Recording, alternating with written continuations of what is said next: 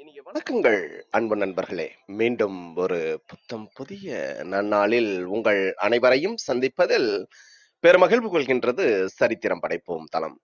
நமது தளத்தின் முதல் படிநிலையாக நேர்மறை சிந்தனைகளை நம்மிடையே விதைக்க வருகின்றார் அன்பு தோழர் கற்பகவள்ளி அவர்களை அன்புடன் வரவேற்போம். நன்றி. அனைவருக்கும் வணக்கம். இப்பிரபஞ்ச வெளியில் நீக்கமற நிறைந்திருக்கும் பரம்பொருளே, உம்மை வணங்குகின்றோம். உந்தன் அளப்பரிய அன்பால் எங்களுக்கு கிடைத்திட்ட பெற்றோர்கள், வழிகாட்டிகள், உற்றார், உறவினர்கள், நண்பர்கள் மற்றும் ஒவ்வொரு உயிருள்ள ஆன்மாக்கள் மற்றும் உயிரற்ற பொருட்களுக்காகவும் மனம் நிறைந்த நன்றி. உந்தன் அபரிமிதமான படைப்பால் இப்பூவுலகு உந்தன் எழில் நிறைந்த இயற்கையாலும் நிறைவளங்களாலும் நீடித்த நலங்களாலும் ஆகச்சிறந்த நேர்மறை எண்ணங்களாலும் இவ்வுன்னத உலகிலும் எங்கள் உயிர் துடிப்புள்ள உள்ளங்களிலும் நீக்கமற நிறைந்துள்ளது. உந்தன் அளப்பரிய அன்பினாலும் அருளினாலும் ஆசீராலும் நாங்கள் ஒவ்வொருவரும் உயர்ந்த உன்னதமான வாழ்வியல் பயணத்தை நிறைவுடனும் நிம்மதியுடனும் அன்றாடம் மேற்கொண்டு வருகின்றோம், ஆகச்சிறந்த வழிகளில். இதனால் நாங்கள் இச்சமூகத்தின் இன்றியமையாதவர்கள் என்பதையும், சீரிய வழியில் பயணிக்கும் அளவிற்கு ஆக்கப்பூர்வமான வழிகளில் எங்களை அன்றாடம் புதுப்பித்து வருகின்றோம், உந்தன் ஒப்பற்ற வழிநடத்துதலுடன்.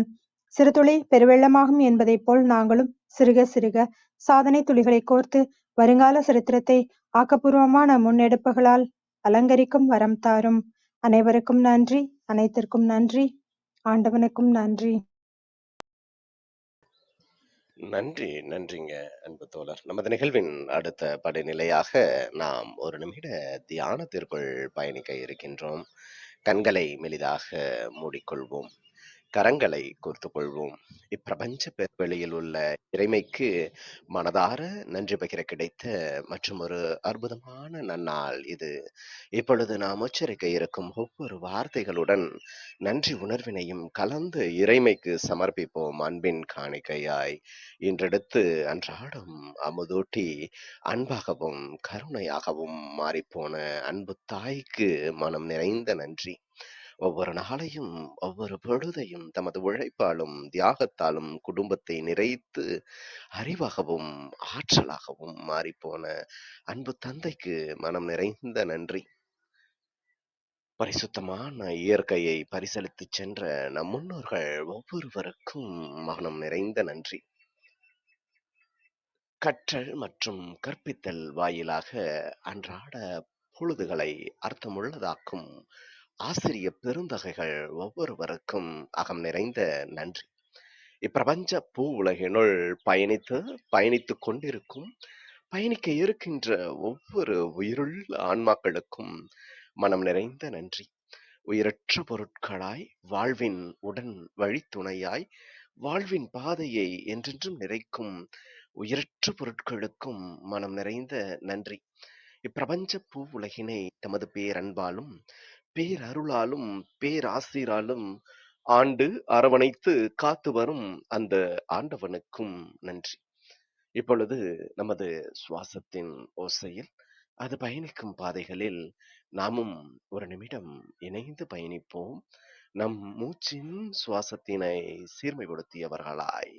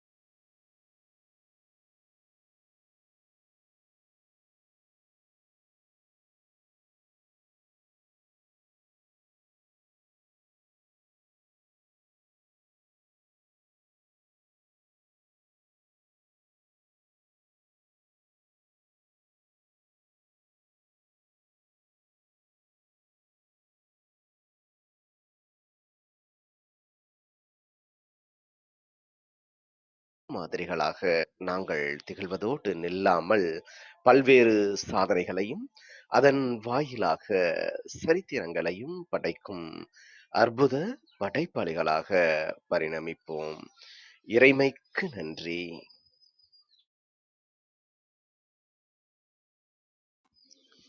இனிய வணக்கங்கள் அன்பு நண்பர்களே.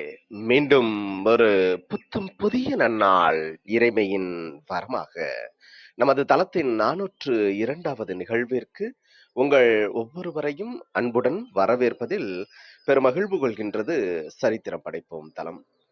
இந்த நாள் உங்களுக்கு ஆக சிறந்த நன்னாளாக அமைந்திடவும், நீங்கள் அடியெடுத்து வைக்கும் ஒவ்வொரு முயற்சிகளும் உங்களுக்கு ஆக சிறந்த வெற்றிகளை பரிசளிக்கவும் அன்பின் வாழ்த்துக்களை பகிர்ந்து கொள்வதில் பெருமகிழ்வு கொள்கின்றோம் நாங்கள். அன்பிற்கினிய நண்பர்களே, இந்த வாரம் முழுக்க நாம் நன்றி என்ற ஒரு அற்புதமான தொகுப்பின் கீழ் நமது சிந்தனைகளை செழுமைப்படுத்தி வருகின்றோம். நன்றி எப்பொழுதுமே நமது வாழ்வின் பாதையில் இந்த பிரபஞ்ச பெருவெளியுடன் இணைத்து வைக்கக்கூடிய மையப்புள்ளியாக என்றென்றும் இருக்கின்றது. இருப்பவர்களுக்கு இன்னும் நிறைய கொடுக்கப்படும், இல்லாதவர்களிடமிருந்து இருப்பதும் எடுத்துக்கொள்ளப்படும் என்று ஒரு இறை வார்த்தை உள்ளது. ஆம், நன்றி எவரிடம் இருக்கின்றதோ அவர்களுக்கு இன்னும் நிறைய ஆசீர்வாதங்கள் வாழ்வின் வழித்தடங்களில் கிடைத்துக் கொண்டே இருக்கும்.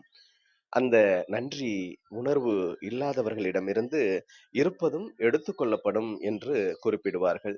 நன்றி இந்த வாரம் முழுக்க ஒரு அற்புதமான தொடரின் கீழ் நாம் பயணித்து வருகின்றோம். இன்று நமது தளத்தின் சிறப்பு நிகழ்வாக நம்மிடையே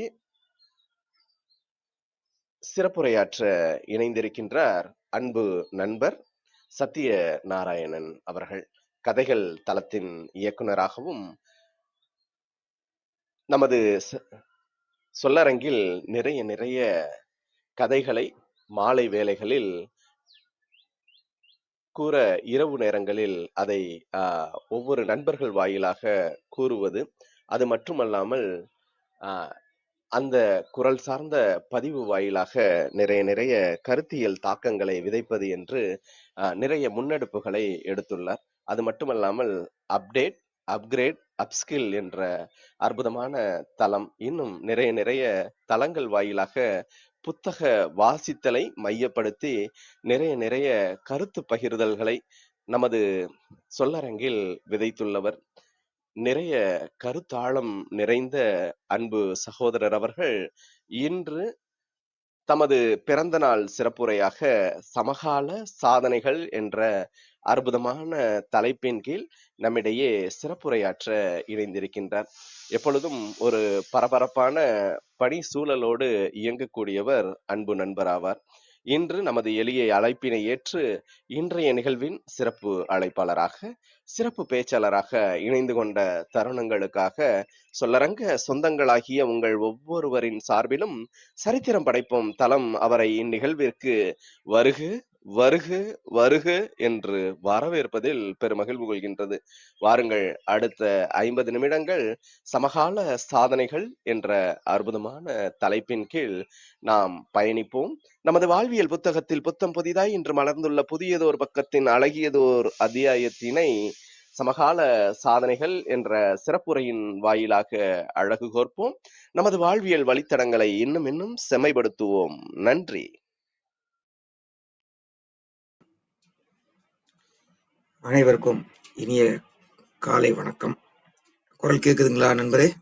மிக தெளிவா இருக்குங்க, தொடரலாம்.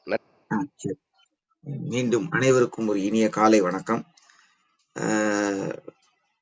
இந்த தளத்துல இந்த காலை வேளையில தொடர்ந்து இணைஞ்சிட்டு இருக்கிறவங்களுக்கும், இன்னைக்கு இணைஞ்சவங்க, இதை கேள்விப்பட்டு நாளை இணைய போறவங்க எல்லாத்துக்கும் வாழ்க்கையில அவங்க நினைச்சதெல்லாம் நல்லபடியா நடக்கட்டும் அப்படிங்கிற ஒரு எண்ணத்தோட நம்ம இன்னைக்கு ஆரம்பிக்கலாம்.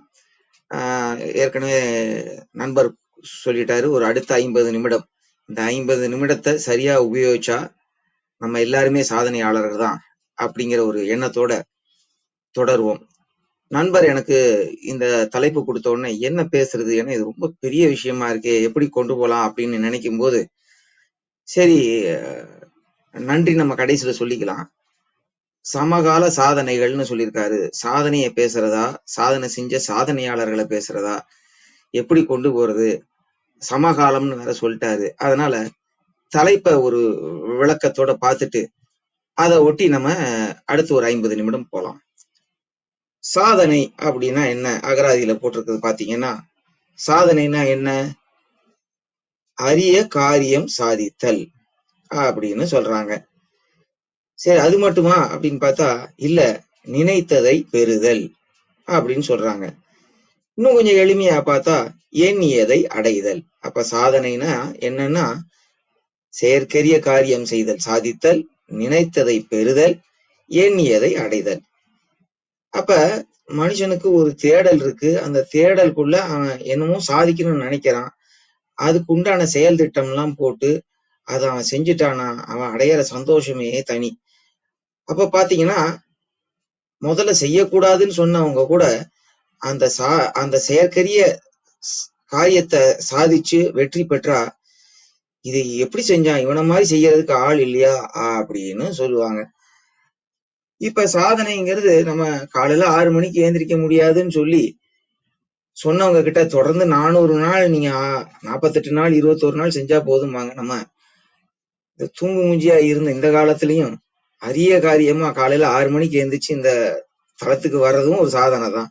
அப்ப சாதனைன்னா என்னன்னு புரிஞ்சுக்கணும்.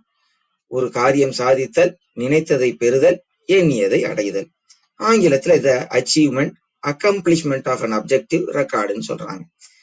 சரி, இந்த வெற்றியாளர்கள், சாதனையாளர்கள், வெற்றியாளர்கள் மற்ற எல்லார போல நினைச்சுக்கிட்டு இருக்காம அந்த விஷயங்களை புதிதா ஒரு விஷயத்தை சிந்திச்சு தனித்தன்மையோட செய்யறதுனாலதான் அவங்க சாதனையாளர்களா அடையாளப்படுத்தப்படுறாங்க. அப்ப சாதனை செய்பவர்களை நாம் சாதனையாளர்கள்னு சொல்றோம். பொதுவா சாதனையாளர்கள்லாம் இது ஒரு பட்டிமன்றத்துக்கே கொண்டு போலாம். பிறப்பதில்லை, உருவாக்கப்படுகிறார்கள் அப்படின்னு சொல்லலாம். ஆனா பாத்தீங்கன்னா, முதல்ல இந்த சாதிக்கிற அத்தனை பேருக்கும் பின்னாடி ஒரு உணர்ச்சி பெருக்குள்ள ஒரு கதை இருக்கும். அந்த கதையை கேட்கிறவங்க, உணர்ந்தவங்க உந்துதல்னால அவங்களும் பெரிய சாதனையாளர்களாக வருவது திண்ணம்ங்கிறது மறுக்க முடியாத விஷயம். அப்ப சாதனையாளர்கள் அது என்ன சமகால அப்படின்னு தலைப்புல வந்திருக்கு அப்படின்னு பார்த்தா, இதுக்கு விளக்கம் என்ன சொல்றாங்க அப்படின்னா, சமகால வரலாறு நிகழ்காலத்துடன் தொடர்புடைய வரலாற்று காலத்தை விவரிக்கிறது. சமகால வரலாறு நம்ம வாழ்ந்துட்டு இருக்கிற காலத்திலேயே அப்படின்னு நம்ம சாதாரணமா பேசுற அந்த எளிய தமிழ்ல சொல்லும்போது, சமகால வரலாறுங்கிறது நிகழ்காலத்துடன் தொடர்புடைய வரலாற்று காலத்தை விவரிக்கிறது. இது ஒரு தற்கால வரலாற்றின் ஒரு குறிப்பிட்ட வகை ஆகும்னு சொல்றாங்க. அப்ப பாத்தீங்கன்னா, தற்காலத்துடன் தொடர்புடைய நிகழ்வுகளே சமகால வரலாற்று நிகழ்வுகள் எனப்படும்னு சொல்லும்போது, பொதுவா இந்த சமகாலம்ங்கிற வார்த்தைய ஐரோப்பால பாத்தீங்கன்னா 1989 இருந்து ஆரம்பிச்சிருக்காங்க. நம்ம இந்தியா மாதிரி இடத்துல எல்லாம் பாத்தீங்கன்னா, ஒரு 2ஆம் உலக போருக்கு பின்னாடி, சுதந்திரம் அடையிறோம் பாத்தீங்களா, அப்பல இருந்து எடுத்துக்கலாம். சுமார் ஒரு 1950 இருந்து எடுத்துக்கிட்டீங்கன்னா, ஒரு 20ஆம் நூற்றாண்டு, இப்ப 21ஆம் நூற்றாண்டு, இப்ப வரைக்கும் உள்ளதை நம்ம சொல்லலாம். அப்ப இந்த காலகட்டத்துல ஏன் இந்த தலைப்பு என்னை ஆச்சரியப்பட வச்சதுன்னா, சமகால சாதனைகள்னு சொல்லும்போது, இப்ப இந்த 2000ல பிறந்த கிட்ஸுக்கு அதுக்கு முன்னாடி என்ன நடந்ததுன்னே தெரியாது. நிறைய விஷயங்கள் தெரியாது. அப்ப அதெல்லாம் வரலாற்றுல பதிவு செஞ்சு வச்சிருப்பாங்க. அவங்களுக்கு தெரியப்படுத்தணும். இப்ப வாழ்ந்துட்டு இருக்கிறவங்க என்னென்ன நடந்திருக்கு, அடுத்த படிநிலை எப்படி போலாம் அப்படிங்கிற இந்த ஒரு விஷயத்த மனசுல வச்சுக்கிட்டு இந்த தலைப்புக்கு நியாயம் சேர்க்கணுங்கிறதுக்காக சமகால சாதனைகள் அப்படிங்கிற தலைப்புல இப்ப பேச இருக்கிறோம். அப்ப நேர தலைப்புக்குள்ள போறோம். சமகால சாதனையாளர்கள் அப்படிங்கிற தலைப்புல. சரி, இப்ப ஒரு கேள்வியில இருந்து ஆரம்பிப்போம். ஏன்னா நிறைய விஷயம் அதுல இருந்து நம்ம கொண்டு போறோம். நம்ம எல்லாருக்கும் தெரிஞ்ச கேள்விதான். நம்ம படிச்சுட்டு இருக்கிற காலத்துல வாத்தியார் கேட்பாரு, ஒரு மரத்துல 10 குருவி இருந்துச்சு, வேடன் ஒரு குருவியை சுட்டான், மிச்சம் எத்தனை குருவி இருக்கும் அப்படின்னு கேக்குறாராம். இங்கதான் விஷயம் இருக்கு. பாத்தீங்கன்னா, ஓ வேடன் சுட்டுட்டாப்லையா அப்படின்னா நம்ம கழித்தல் கணக்குப்படி 10ல் 1 போச்சுன்னா 9ன்னு பொதுவா எல்லாரும் சொல்லுவோம். இப்படித்தான் ஞான பாரதி வலம்புரிஜான் எழுத்து சித்தர்னு கூட சொல்லுவாங்க, வார்த்தை சித்தர். இவரெல்லாம் சன் டிவி வந்த காலத்துல வணக்கம் வலம்புரிஜான்னே சொல்லுவாங்க. நிறைய விஷயம், பேச்சுக்களை நிறைய விஷயம். இன்று ஒரு தகவல் மாதிரி அந்த நம்ம தென்கட்சி சுவாமிநாதனுக்கு அடுத்து இவரை நான் பாக்குறேன். நிறைய விஷயங்கள் சன் டிவில அந்த காலத்துல சொல்லிட்டு இருந்தாரு. இவரோட இளமை பருவத்துலதான் இது நடந்தது. உடனே வாத்தியார், நீ ஒரு முட்டாள்ரா அப்படின்னாராம். ஏனுங்கய்யா சொல்றீங்க அப்படின்னா, அவர் சொன்னாராம், ஏண்டா வேடம் ஒரு குருவியை சுட்டாச்சுன்னா எல்லாம் பறந்து போயிருக்குமே அப்படின்னாராம். இல்லைங்கய்யா, நான் சொன்னது சரிதாங்கய்யா, 10ல் 1 போச்சுன்னா 9ங்கிறது கரெக்ட் தான். மரத்துல வேணா இருக்காம இருக்கலாமே ஒழிய வேற எங்கேயாவது இருக்கும் இல்ல அப்படின்னாராம். இப்ப பாருங்க சிந்தனை எப்படி இருக்கு. இப்ப சாதனையாளர்கள் பாத்தீங்கன்னா ஒரு விஷயத்தை எப்படி பாக்குறாங்க, எந்த கோணத்துல பாக்குறாங்க, வித்தியாசமா சிந்திச்சு அதை எப்படி செயல்படுத்துறாங்க அப்படிங்கிறதுக்கு கூட இந்த கதையை நம்ம இவரோட வாழ்க்கையில நடந்தது நம்ம வாழ்க்கையிலயும் நடந்திருக்கும். நம்ம எல்லாருமே 10ல் 1 போச்சுன்னா 9. இப்ப இதை சொன்ன பிறகு சில பேரு விதண்டாவாதத்துக்காக இல்லைன்னா கொஞ்சம் சற்று சிந்திக்க ஆரம்பிச்சா கூட, வேடன் ஒரு குருவியை சுட்டானா மொத்தம் எவ்வளவு இருக்கும் அப்படின்னு கேட்டா 9 பறந்து போனாலும் செத்த குருவி 1 இருக்கும்ல, நீங்க உயிரோட இருந்ததா செத்து போனதான்னு கேட்கலையேம்போ. இப்ப பாருங்க, ஒரே கதை தான், ஒரு விஷயம் சொன்ன உடனே எப்படி எல்லாம் யோசிக்க ஆரம்பிக்கிறோம். இவரோட வாழ்க்கையில இவர் என்ன சொல்றாரு, இந்த வலம்புரிஜான் செய்கிற சாதனையாளர்கள் அத்தனை பேருக்கும் பாத்தீங்கன்னா இந்த பட்டறிவுங்கிறது ரொம்ப ரொம்ப துணை இருக்கும். இந்த நம்பிக்கைக்கு இந்த பட்டறிவு ரொம்ப ரொம்ப துணை இருக்கும் அப்படின்னு சொல்றாங்க. அதனாலதான் இந்த சாதனைகள் செய்யும் போது எல்லாரும் என்ன பாக்குறோம் அப்படின்னா, ஒரு மைய புள்ளியில 2 வெவ்வேறு திசையில இருக்கிறதா நம்ம பாக்குறோம் வெற்றிய. ஒரு பக்கம் தோல்வி, ஒரு பக்கம் வெற்றின்னு. ஆனா உண்மையில பாத்தீங்கன்னா 2 ஒரே பக்கம்தான் இருக்கு. இலக்கு வெற்றியா இருக்கும், அதுல பயணிக்கிற பாதை நடுவுல தோல்வி இருக்கும். அதனாலதான் நம்ம தோல்வியை வெற்றிக்கு படிக்கட்டுலாம் நம்ம சொல்றோம். அப்ப இந்த தோல்வியை பத்தி சொல்லும் போது இவரும் மேலை நாட்டு அறிஞர்கள் சில பேரும் சொல்றாங்க. அதாவது என்ன அப்படின்னு கேட்டீங்கன்னா, இந்த தோல்வியை பத்தி நம்ம நிறைய ஆங்கிலத்துல கோஷன்ட்னு சொல்லுவாங்க. உங்களோட அறிவுத்திறன் அப்படின்னு சொன்னா இன்டெலிஜென்ஸ் கோஷன்ட் அப்படின்னு சொல்லுவாங்க. உங்களோட ஆன்மீக சம்பந்தப்பட்ட கோஷன்னா ஸ்பிரிச்சுவல் கோஷன் சொல்லுவாங்க, பிசிக்கல் கோஷன் சொல்லுவாங்க, மென்டல் கோஷன். புதுசா ஒண்ணு கண்டுபிடிச்சிருக்காங்க, அதுக்கு பேரு தான் ஃபெயிலியர் கோஷன்ட் அப்படின்னு. அது என்ன ஃபெயிலியர் கோஷன்ட்? நீங்க வெற்றி அடையணும்னா அதுல தோல்வி அடையாம இருக்க முடியாது. தோல்வியில இருந்து என்ன கத்துக்கிட்டீங்க, அதை எப்படி பயன்படுத்தி மேல போனீங்க அப்படிங்கும்போது இந்த ஃபெயிலியர் கோஷன்ட்டுக்கு ஒரு அருமையான சாதனையாளர் சொல்லணும்னா ஆபிரகாம் லிங்கன். நான் நிறைய எடுத்துக்காட்டு சொல்லுவேன், ரொம்ப விளக்கம் சொல்ல போறது இல்ல. அதனால இந்த 40 நிமிஷத்துல நமக்கு பிடிச்ச சில குறிப்புகளை மட்டும் நம்ம எடுத்துட்டு, நம்ம கிட்டதான் இப்ப எல்லாம் கூகுள் மாதிரி இருக்கு, அதுல போய் பார்த்தாலே நிறைய விஷயங்கள் நமக்கு கிடைக்கும். அப்ப இந்த தோல்வியை பத்தி இவர் சொல்லும் போது இப்ப நான் சொன்ன இந்த விஷயத்த நிறைய சாதனைகளோட கூட நம்ம தொடர்பு படுத்தி பார்க்கலாம். முதல்ல என்ன சொல்றாங்கன்னா, எபிலிட்டி டு ஃபெயில் அப்படின்னு ஒரு படிநிலையா சொல்றாங்க. அதாவது இதுல பாத்தீங்கன்னா 100 பேர்ல 20 பேர் தான் அடுத்த கட்ட நகர்வை நோக்கி போறாங்களாம். அதாவது என்னன்னா, ஆமா நான் தோத்துட்டேன், சரி என்ன பண்றது அப்படின்னு சொல்ற படிநிலையில இருக்கிறவங்க 100ல 20 பேர் தான் இருந்து ஒத்துக்கிட்டு அடுத்த படிநிலைக்கு போறாங்களாம். அடுத்து அவங்க என்ன புரிஞ்சுக்கிறாங்கன்னா, இந்த தோல்வி எனக்கு ஏதோ கண்டிப்பா ஒரு நல்ல விஷயத்த கொடுக்கும் அப்படின்னு நம்பி ஒரு முயற்சியில இறங்குவோம் அப்படின்னு சொல்றாங்களாம். இத வில்லிங்னஸ் டு ஃபெயில்னு சொல்றாங்க. 3வது படிநிலை பாத்தீங்கன்னா வாண்டிங்னஸ் டு ஃபெயில்னு சொல்றாங்க. அப்படின்னா என்ன? நான் தோத்துட்டேன், அது ரைட்டு, இது நல்லது கொடுக்கும், ஆனா தொடர்ந்து போகணுமே, அதுக்கு நான் முயற்சி பயிற்சி அதெல்லாம் வச்சுட்டு நான் போறேன், ஆமா விட்டேனாப்பா அப்படிங்கிற மாதிரி ஒரு படிநிலைக்கு போறதுங்கிறது வாண்டிங்னஸ் டு ஃபெயில். அதே மாதிரி இவங்க என்ன புரிஞ்சுக்கிறாங்க 4வது படிநிலையில அப்படின்னு பாத்தீங்கன்னா, இன்னைக்கெல்லாம் தோக்குறது நல்லது, ஆங்கிலத்துல சொல்லுவாங்க ஃபெயில் ஃபாஸ்ட் ஃபெயில் ஃபார்வர்ட்.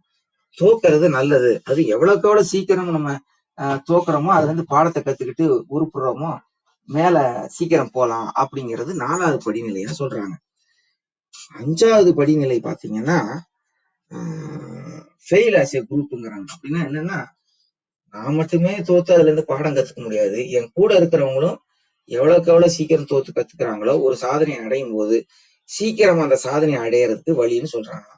இப்ப இந்த இடத்துல நல்லா கவனிச்சு பார்த்தோம்னா எல்லாருக்கும் தெரியும், எடிசனை பத்தி சொல்லும் போது பல்பு கண்டுபிடிக்கிறதுக்கு என்னப்பா 1000 முறை பண்ணியே ஒண்ணும் வரலையான்னா அவர் சொன்னாராம், 1000 முறை இது வேலை செய்யாதுன்னு தெரிஞ்சேன்னு சொன்னதோட நிக்காம அவர் என்ன பண்ணாருன்னா, மின்சார விளக்க கண்டுபிடிக்கிறதுக்கு காசை கொடுத்து நிறைய பேரை நிறைய பக்கம் அனுப்பிச்சு வச்சாராம்.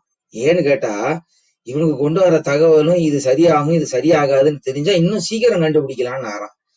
அப்ப தோக்குறது நல்லது, எவ்வளவு சீக்கிரம் தோத்து அதுல இருந்து கத்துக்கிறோமோ அதுல நம்ம போலாம் அப்படிங்கிறது. இந்த படிநிலைகளை தான் நம்ம ஞானபாரதி வலம்புரி ஜான் அவரோட வாழ்க்கையில நிறைய கத்துக்கிட்டாரு. படிக்க முடியாம இருந்து தினமலர் பத்திரிகையில வேலைக்கு போய் அதுல பிழை செய்ததுனால வேலை போய் அதுக்கப்புறம் ஆசிரியர் பயிற்சி இப்படி போய் கடைசியில நாடாளுமன்ற உறுப்பினராகவும் இருந்து பல சாதனைகளை செய்திருக்காரு. அப்ப சாதனைகள் பத்தி சொல்லும் போது இன்னும் போனீங்கன்னா வலம்புரி ஜான் பத்தி நிறைய தெரிஞ்சுக்கலாம். என்னன்னா, இப்ப அவரை பத்தி சொல்லும்போது ஒரு வித்தியாசமான கோணத்துல சிந்திச்சாரு. தோக்குறது நல்லதுதான், தோக்குறது எவ்வளவுக்கு எவ்வளவு கத்துக்க முடியும் அப்படிங்கிற அந்த படிநிலைகளை பத்தி இவர்கிட்ட இருந்து நம்ம கத்துக்கலாம். சரி, நம்ம அடுத்து பார்க்கணுமா, என்னங்க நீங்க வெறும் சாதனையாளர்கள் பத்தி மட்டும் சொல்றீங்க, குறிப்பிடப்படும்படி நம்ம காலத்துல ஏதாவது ஒரு மிகச்சிறந்த சாதனை உங்களால சொல்ல முடியுமா அப்படின்னு ஒருத்தரோட மைண்ட் வாய்ஸ் கேட்குதுன்னு வச்சுக்கோமே. ஏன்னா இந்த சாதனைகள் அப்படின்னு சொல்லும்போது சமகால சாதனைகள்ங்கும் போது தலைப்பு ரொம்ப பெருசா இருக்குன்னு நான் ஏற்கனவே சொல்லியிருக்கேன். என்னன்னு கேட்டீங்கன்னா, இது ஒவ்வொரு துறை சார்ந்தும் நம்ம பேசலாம், ஒவ்வொரு துறை சார்ந்தும் நம்ம பேசலாம். அப்படி பார்க்கும்போது இப்ப நம்ம இந்தியாவோட ஸ்பேஸ் ரிசர்ச் ISROன்னு சொல்லுவாங்கல்ல, அந்த செயற்கைக்கோள் வான்கோள் இதெல்லாம் சொல்லும்போது எத்தனை பேருக்கு தெரியும் தெரியாது. இதோட விஷயங்களை நம்ம பார்த்தா எவ்வளவு பேரோட உழைப்பும் இன்னைக்கு நம்ம எவ்வளவு அதனால அவங்களோட உழைப்புனால அந்த சாதனைகள்னால நம்ம பயன் பெறுறோம் அப்படிங்கிறத ஒரு கண் முன்னாடி கொண்டாந்து காட்டணும் அப்படின்னு பிரியப்பட்டேன். இந்தியால இருக்கோம், இந்தியா எவ்வளவு சாதிச்சிருக்கு அப்படிங்கிறத நம்ம தெரிஞ்சுக்கணும். அப்படின்னு பாத்தீங்கன்னா, இந்த இந்தியாவோட இந்த வான்வெளி சாதனை அப்படின்னு பாத்தீங்கன்னா 1975 முத செயற்கைக்கோளை அனுப்பிச்சது ஆரியபட்டா அப்படிங்கிற பேர்ல, அது பேரே ஆரியபட்டான்னு சொல்லுவாங்க. அப்ப பாருங்க, கிட்டத்தட்ட நம்ம 49 வருஷம், இப்ப 2024 அந்த பக்கம் 25 24 49, கிட்டத்தட்ட 50 ஆண்டு கால, சொல்ல போனா இந்த வருஷத்துல இருந்தே நம்ம கொண்டாடணும் நம்மளோட வான்வெளி சாதனைகளை பத்தி. 1980 பாத்தீங்கன்னா இந்த ரோஹிணி சேட்டலைட் சீரீஸ் அப்படின்னு சொல்லி SLVன்னு சொல்லுவாங்க. இதுலதான் தான் பெரிய பங்கு நம்ம அப்துல் கலாம் வகிச்சாருன்னு சொல்லலாம். அவரோட இதுல நம்ம பார்க்கலாம். 1983 பாத்தீங்கன்னா, அதாவது மெயினா இன்சாட் அப்படிங்கிற ஒரு செயற்கைக்கோள். அதாவது என்னன்னா, இது இந்த தொலைத்தொடர்பு, அப்புறம் இந்த என்ன சொல்லுவாங்க பிராட்காஸ்டிங் ஆங்கிலத்தை சொல்லுவாங்க, இந்த ஒளிபரப்பு அந்த இதுக்கெல்லாம், அதே மாதிரி வான்வெளி சம்பந்தப்பட்ட தட்பவெப்பநிலை இதுக்கெல்லாம் நம்ம சொந்தமா தயாரிச்சு ஆரம்பிச்சோம். அப்புறம் பாத்தீங்கன்னா மிக குறிப்பிட்டபடி சொல்லும்போது 1993 ரிமோட் சென்சிங் ப்ரோக்ராம் அப்படின்னு சொல்லி இங்க இருந்தே நம்ம கண்காணிக்கிறதுன்னு சொல்லலாம். 2005 பாத்தீங்கன்னா வான்வெளி மட்டும் இல்லாம இந்த இயற்கை பேரிடர் இதெல்லாம் பாக்குறதுக்கு 2005 கார்டோசாட் அப்படின்னு ஒண்ணு வச்சாங்க.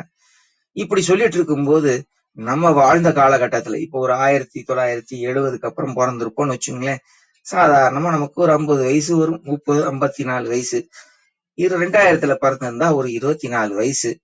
அப்ப 2000க்கு அப்புறம் அப்படின்னு எடுத்துக்கிட்டீங்கன்னா மிக முக்கியமான விஷயம் அப்படின்னா இந்த சந்திராயன் 1 அப்படிங்கிறது 2008 நம்ம செஞ்சு சந்திர மண்டலத்துல தண்ணி இருக்கு அப்படின்னு கண்டுபிடிச்சு சொன்னது இந்தியா.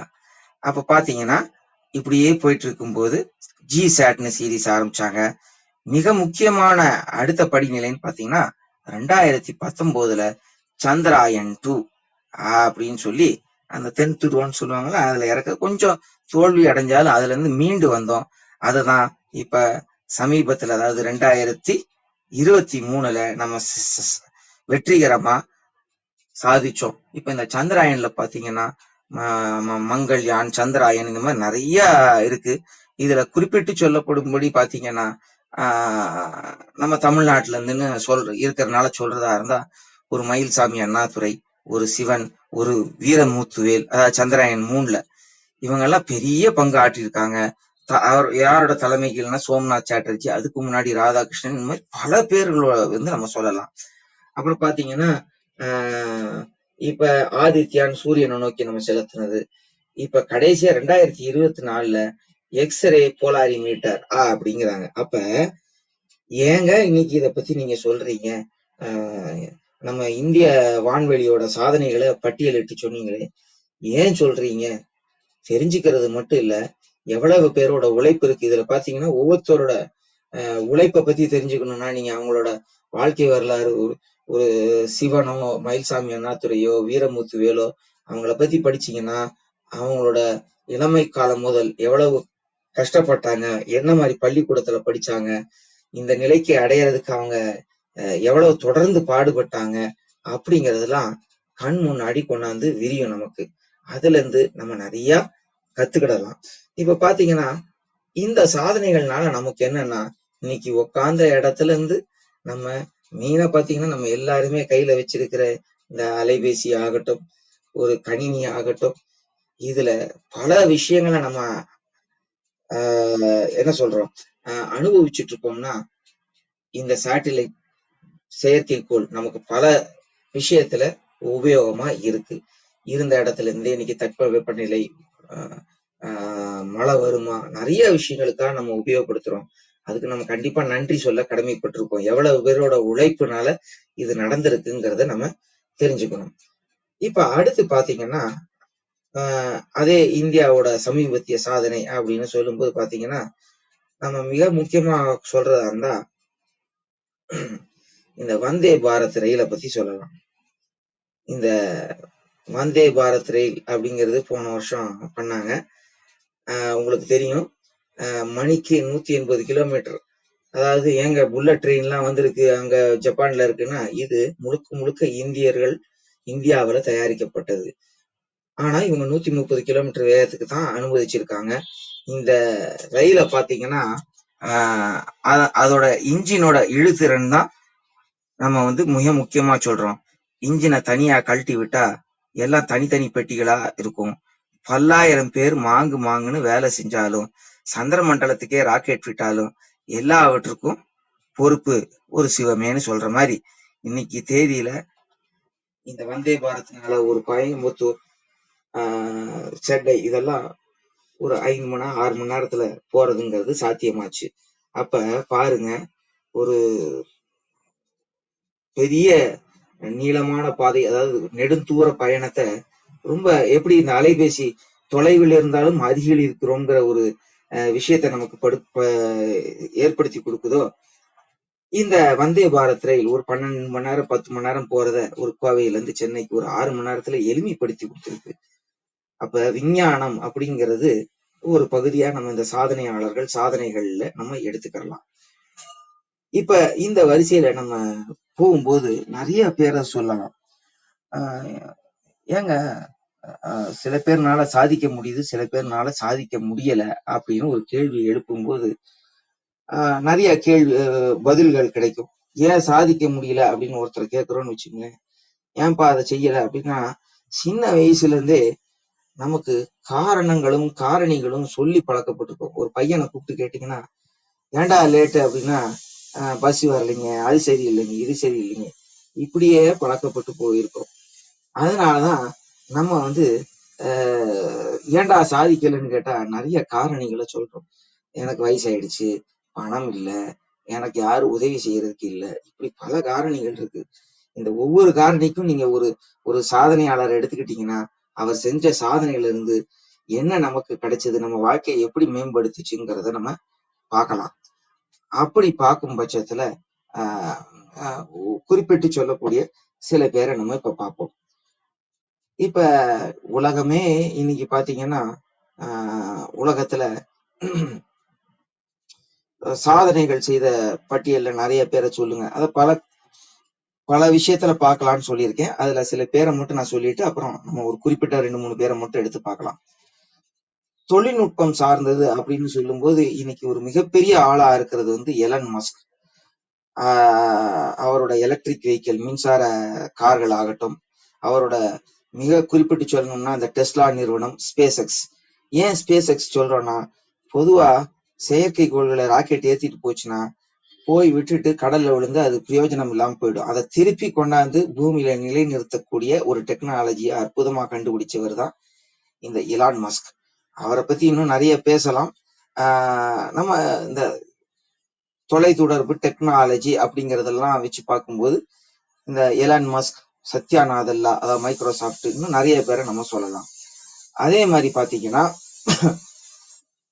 நம்ம ஒரு நிமிஷம் தொலைநோக்கு பார்வை அப்படிங்கிற விஷயத்த வச்சு பார்க்கும்போது சாதித்த சாதனையாளர்கள் அப்படின்னு பார்க்கும்போது ஜெஃப் பெசாஸ் அப்படின்னு சொல்றோம். இன்னைக்கு இந்த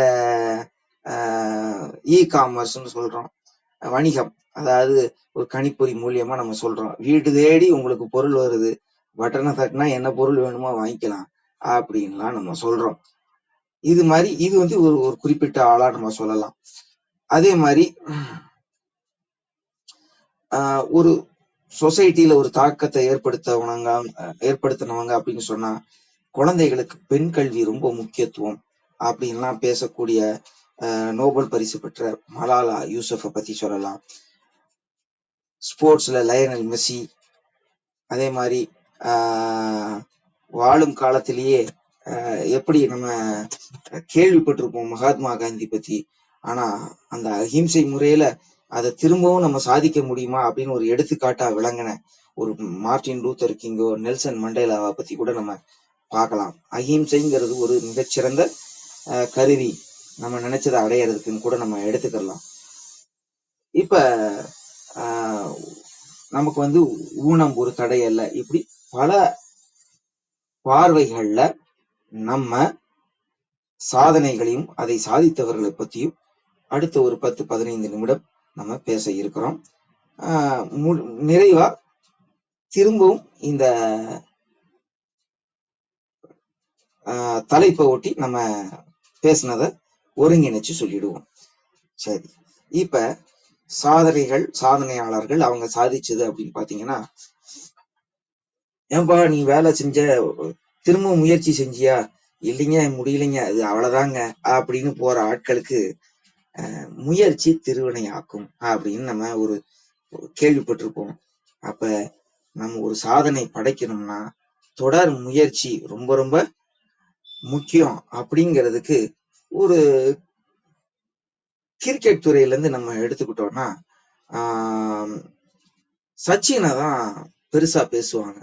ஏன்னு கேட்டீங்கன்னா, அவர் வந்து வாழ்ந்த காலகட்டங்கள்ல விளையாடிய காலகட்டங்கள்ல பாத்தீங்கன்னா மிகப்பெரிய ஜாம்பவான்கள் இருக்கும்போது விளையாடியவர், எதிர்த்து விளையாடியவர், அவர்களை வந்து கதிகலங்க செய்தவர்னு சொல்லலாம். ஒரு ஷான் வார்னேவாகட்டும், ஒரு மால்கம் மார்ஷல், ஒரு விவியன் ரிச்சர்ட்ஸ் ஆகட்டும், யார வேணா நீங்க எடுத்துக்கலாம், பிரெட்லி ஆகட்டும், ஷோயப் அக்தர் ஆகட்டும். இந்த மாதிரி அவரோட வாழ்க்கையில நம்ம கத்துக்க வேண்டியது, நம்ம சாதனை செய்யணும்னா, உலகம் நம்ம புகழணும்னா முயற்சி தாங்க நம்மள திருவினையாக்கும், நம்ம நினைச்சதை அடைய வைக்கும் அப்படின்னு சொல்றதுக்கு இவரோட வாழ்க்கையை பத்தி நீங்க படிக்கலாம், ஆட்டோபயோகிராஃபின்னு.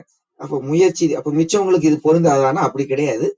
நிறைய காரணிகள் இருக்கும்போது இவரை பத்தி சொல்லும் போது நம்ம முயற்சி திருவினை ஆக்குங்கிறதுக்கு நம்ம சச்சின் டெண்டுல்கரை எடுத்துக்கலாம். வயது ஒரு பொருட்டு இல்லை அப்படின்னு சொல்லும்போது எல்லாரும் KFC, நமக்கு ஒரு பெரிய பழக்கம் என்ன இருக்குன்னா, தமிழ்ல அவ்வளவு நூல்கள் இருக்கும்போது, இந்த தமிழ்ல இருந்து போன நிறைய விஷயங்கள்ல ஆங்கிலத்துல எழுதின புத்தகத்தை தமிழ் படிச்சோம்னா ஆகா பிரமாதம்னு சொல்றேன். நான் தப்பு சொல்லலைங்க, நல்ல விஷயம் தான். எங்க இருந்து கத்துக்கிட்டாலும் எப்படி இருந்தாலும் நல்லதுதான். ஒரு திருப்பூர் பனியன் அமெரிக்காவுக்கு போய் அங்க இருந்து மாமா வாங்கிட்டு வந்து அமெரிக்கால இருந்து வாங்கிட்டு வந்ததுன்னு கொடுப்பாரு. ஆனா அது திருப்பூர்ல தயார் செஞ்சதுன்னு தெரியாம இருக்கும். மொத்தம் இப்ப இங்க என்ன சொல்ல வரோம் அப்படின்னு பாத்தீங்கன்னா, விஷயம் அவங்க சாதனை எது அவங்கள சாதிக்க தூண்டிச்சு அப்படின்னு பார்க்கும்போது, நம்ம இந்த வயதை பத்தி பேசும்போது எல்லாருமே இந்த KFC, அந்த கென்டக்கி ஃப்ரைடு சிக்கனை பத்தி தான் பேசுவாங்க. அந்த சாண்ட்ரஸ்ங்கிறவர் அப்படி இல்லைங்க, நம்ம வீட்டு பக்கத்திலேயே இருக்கலாம். நம்ம கூடயே நம்ம வாழ்க்கையில நம்ம நம்ம உறவுல இருக்கிறவங்க இருக்கலாம். நம்ம எல்லாம் என்ன ஒரு பெரிய தவறு செய்யறோம்னா, இந்த கூர்ந்து கவனிக்கிறது, அதாவது சூழ்நிலைய கூர்ந்து கவனிக்கிறத நம்ம பாக்குறது இல்ல. சாதனை செய்த அத்தனை பேருமே சூழ்நிலைய நல்லா கவனிச்சிருப்பாங்க. அதனாலதான் வாய்ப்பு வரும்போது கெட்டியா பிடிச்சுக்கிறாங்க, இல்லைன்னா உருவாக்குறாங்க. இப்ப இந்த வயதுக்கு நம்ம இந்தியால யார சொல்லலாம்னு யோசிக்கும் போது, எனக்கு நினைவு வந்தது வந்து நம்ம அமிதாப் பச்சன் அப்படின்னு. அவர் புகழோட உச்சிக்கு போய் மிகவும் பெரிய கடனாளி ஆகி அதல பாதாளத்துல விழறதுன்னு சொல்லுவாங்க பாத்தீங்களா. அதுல இருந்து திரும்பவும் மீண்டு வந்தாரு. ஒரு கவுன் பனேகா குரோர்பதி அப்படிங்கிற ப்ரோக்ராம் வழியா அப்புறம் நிறைய அடுத்து மேம்பட்டு வந்தாரு.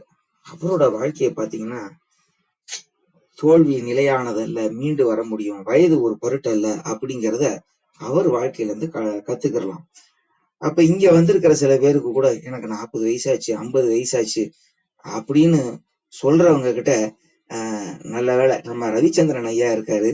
அவர் இளமையானவர் தான், இருந்தாலும் எண்ணிக்கை நம்ம வயதுன்னு பார்க்கும்போது சற்று கூடுதலானவர் தான் அப்படிங்கிறதுல அவரை பாருங்க, பார்த்து கூட கத்துக்கலாம். இந்த வயசுலயும் நிறைய விஷயங்களை அவர் செய்யறாரு. அவர் ஒரு பெரிய சாதனையாளர் தான். அவர் பல பேருக்கு கதைகளை, அதாவது ஒரு பன்முக திறனோட அப்படியே நேர பாக்குற மாதிரி சொல்லுவாரு. அதான் நான் ஏற்கனவே சொன்ன மாதிரி சாதனையாளர்கள் வந்து எங்கெங்கயோ நம்ம பார்க்க வேண்டியதில்லை, நம்ம கூட இருக்கிறவங்களைய கூட பார்க்கலாங்கிறதுக்கு ஒரு உதாரணம் வந்து நம்ம ரவிச்சந்திரன் ஐயாவை கூட எடுத்துக்கலாம். அவர் சொல்ற கதை கேட்கும் சொல்லும் விதத்தை, அப்புறம் அந்த பல நடிகர்களை உருவாக்கி இருக்காரு. உத்வேகமா பேசக்கூடியவர். அதனால வயது அதிகமா இருந்தாலும் அவர் என்றும் இளமையானவர் தான் நாங்கெல்லாம் எங்க தளத்துல சொல்லுவோம். ஐயா வாருங்க, இப்பதான் உங்களை பார்த்தேன், சோ வயது ஒரு பொருட்டல்ல அப்படின்னு எடுத்துக்கலாம். ஐயா எனக்கு வந்து உடம்பு சரியில்லைங்க, இதெல்லாம் சாதிக்க முடியலைங்க அப்படின்னு சொல்றவங்களுக்கு இந்த சமகால சாதனைகள் வாழலாம், வாழ்ந்து காட்டலாம் அப்படின்னு சொல்லணும்னா, உனக்கு என்ன, உன்னோட திறமை உனக்கே தெரியல அப்படின்னு சொல்லுவாங்க. பயிலரங்கத்துல பாத்தீங்கன்னா எத்தனை பேர் பணக்காரங்கள் நாங்க கேட்போம். சில பேர் கை தூக்குவாங்க, சில பேர் கை தூக்க மாட்டாங்க. அப்ப நாங்க சொல்லுவோம், நீ ஒரு கோடீஸ்வரன் தான் உன்னை நான் அடுத்த ஒரு மணி நேரத்துல கோடீஸ்வரன் ஆக்கி காட்டுறேன்னு சொல்லும்போது எப்படிமாங்க. ஒண்ணும் இல்ல, உன்னோட ஒரு கிட்னியை கொடுத்துரு, அது ரஜினி மாதிரி ஆளுக்கு கொடுத்தேன்னா கோடிகள்ல போகும். கண்ணை கொடுத்துரு, காலை கொடுத்துரு அப்படின்னு சொல்லும்போது, ஒண்ணுன்னா கொடுத்துட்டேன்னா அப்புறம் நீ இருந்து என்ன பண்ணுவ அப்படின்னு கேட்போம். உங்ககிட்ட இருக்கிற திறமைகள் உனக்கே தெரியாம இருக்கு, அதை என்னைக்கு நீ அடையாளம் காண்றியோ அன்னைக்கு நீ ஒரு பெரிய சாதனை படைக்கக்கூடிய ஆளா இருப்ப அப்படின்னு சொல்லுவோம். அப்ப உனக்கு என்ன கேடு அப்படின்னு சொல்லும்போது, உனக்கு என்ன கேடு, கையங்கால் நல்லா தானே எடுத்துட்டு இருக்கு, பிச்சையை எடுத்துட்டு இருக்கேன்னு சொல்ற இந்த காலகட்டத்துல உடல்நிலை அப்படின்னு சொல்லும்போது ஸ்டீஃபன் ஹாக்கிங்கை பத்தி சொல்லலாம், ஜோவிக்னு சொல்லலாம். ஆஸ்திரேலியால 2 கை 2 கால் இல்ல, அவர் எப்படி சாதிச்சாருன்னு சொல்லலாம். நான் கடவுளுங்கிற படம் பார்த்தவங்களுக்கு ஜோவிக் மாதிரியே 2 கை 2 கால் இல்லாம இருப்பாரு. அவரும் பல சாதனைகளை கோயம்புத்தூர் வட்டத்துல பண்ணியிருக்காரு. என்ன, உலகம் அறியல. ஒரு ஜோவிக்கோ ஒரு ஸ்டீஃபன் ஹாக்கிங்கோ உலகம் அறிஞ்சது கொண்டாடுறாங்க.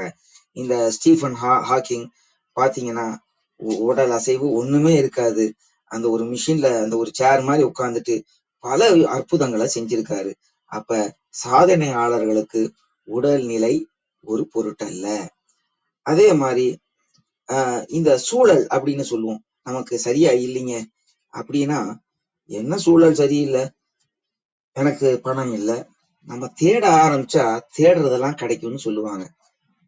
அப்படி பார்க்கும்போது ஒரு ஓப்ரா வின்ஃப்ரியோ இல்லைன்னா நீங்க பாத்தீங்கன்னா வீணு ஆராம்னு ஒருத்தவங்க இருக்காங்க. அதே மாதிரி IAS தேர்வுல புரோட்டா கடையில வேலை செஞ்சுக்கிட்டு, இட்லி கடையில வேலை செஞ்சுட்டு பண்ண ஒரு என்ன சொல்றது ஒரு மயில் ஆனந்தம், இந்த மாதிரி நிறைய பேர் நம்ம சொல்லலாம். இப்ப சமீபத்துல கூட ஒரு ஆட்டோவோட ஓட்டுநர் பொண்ணு வந்து IAS பாஸ் பண்ணாங்கன்னு சொன்னாங்க. அப்ப சூழ்நிலை வந்து ஒரு காரணம் இல்லைங்க.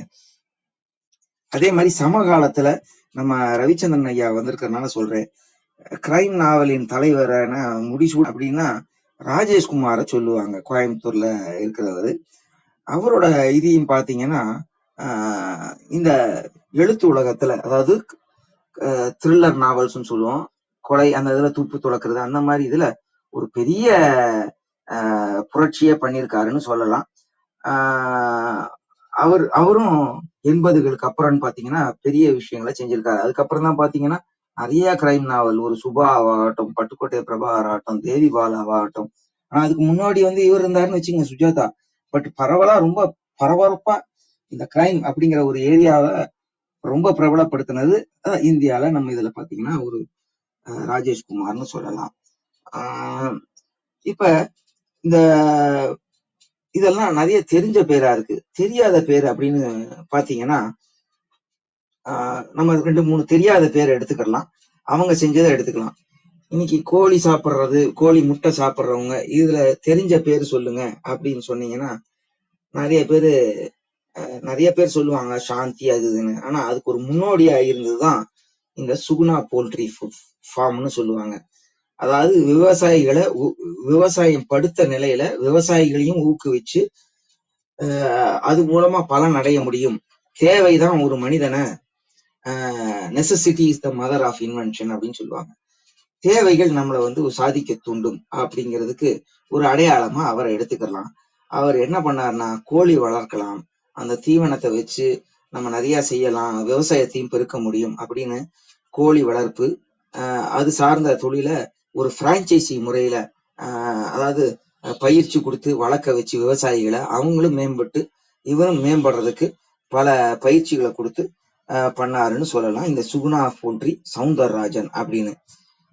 அதே மாதிரி இப்ப கோயம்புத்தூர்ல தற்போது இருக்கிறதுனால நான் சில உதாரணங்களை கோயம்புத்தூர்ல இருந்து எடுத்துக்கிறேன். நான் இன்னைக்கு நம்ம நிறைய பேரு ஆட்டுக்கள்னா என்னன்னு தெரியாத ஆட்கள் இருப்பாங்க. அவங்களுக்கு நினைவு கூறுறதுக்கு வேற விதமா சொல்றதா இருந்தா, நம்ம எல்லாம் மாவு அரைக்கிறதுக்கு கிரைண்டர் யூஸ் பண்றோம். அது இங்க லட்சுமி வெட் கிரைண்டர்ஸ் அவங்க தான் கண்டுபிடிச்சாங்க. பேரு இப்ப எனக்கு சரி ஞாபகம் இல்ல. பாத்தீங்கன்னா நம்ம நோகாம நோம்பி கும்புறோம். அது சில சமயம் நம்ம உடல்நிலையை பாதிக்கும்னு வச்சுங்க. நம்ம எல்லாம் ஆட்டி ஈட்டி எல்லாம் பண்ணிட்டு இருந்தோம், நல்லா ஆரோக்கியமா இருந்தோம். இப்ப பட்டனை தட்டினா வருது. அது ஒரு பக்கம் இருக்கட்டும், நல்லதா கெட்டதாங்கிறத அப்புறம் பார்ப்போம். இந்த லட்சுமி வெட் கிரைண்டர்ஸ் அப்படின்னு சொன்னீங்கன்னா ரொம்ப அற்புதமான விஷயம். ஆட்டாங்கல் இன்னும் பார்க்காதவங்களுக்கும் பார்க்கலாம். அதுவும் பாத்தீங்கன்னா ஒரு வித்தியாசமான சிந்தனை தான். அதுல அந்த ஆட்டாங்கல்ல பாத்தீங்கன்னா கல்லு பிக்சடா இருக்கும், இது சுத்தும். இப்ப கிரைண்டர்ல அதோட ரிவர்ஸ் ப்ராசஸ்ன்னு சொல்லும், கல்லு சுத்தும், அந்த குழவி வந்து அப்படியே இருக்கிற மாதிரி பண்ணியிருப்பாங்க. இப்ப பாத்தீங்கன்னா வித்தியாசமான சிந்தனைங்கிறதையும் நம்மளால இங்க கண்டுபிடிக்க முடியுது. அதே மாதிரி பாத்தீங்கன்னா உன்னால முடியாது அப்படின்னு சொல்லிட்டாங்கன்னா ஒரு வெறி வரும் நிறைய பேருக்கு.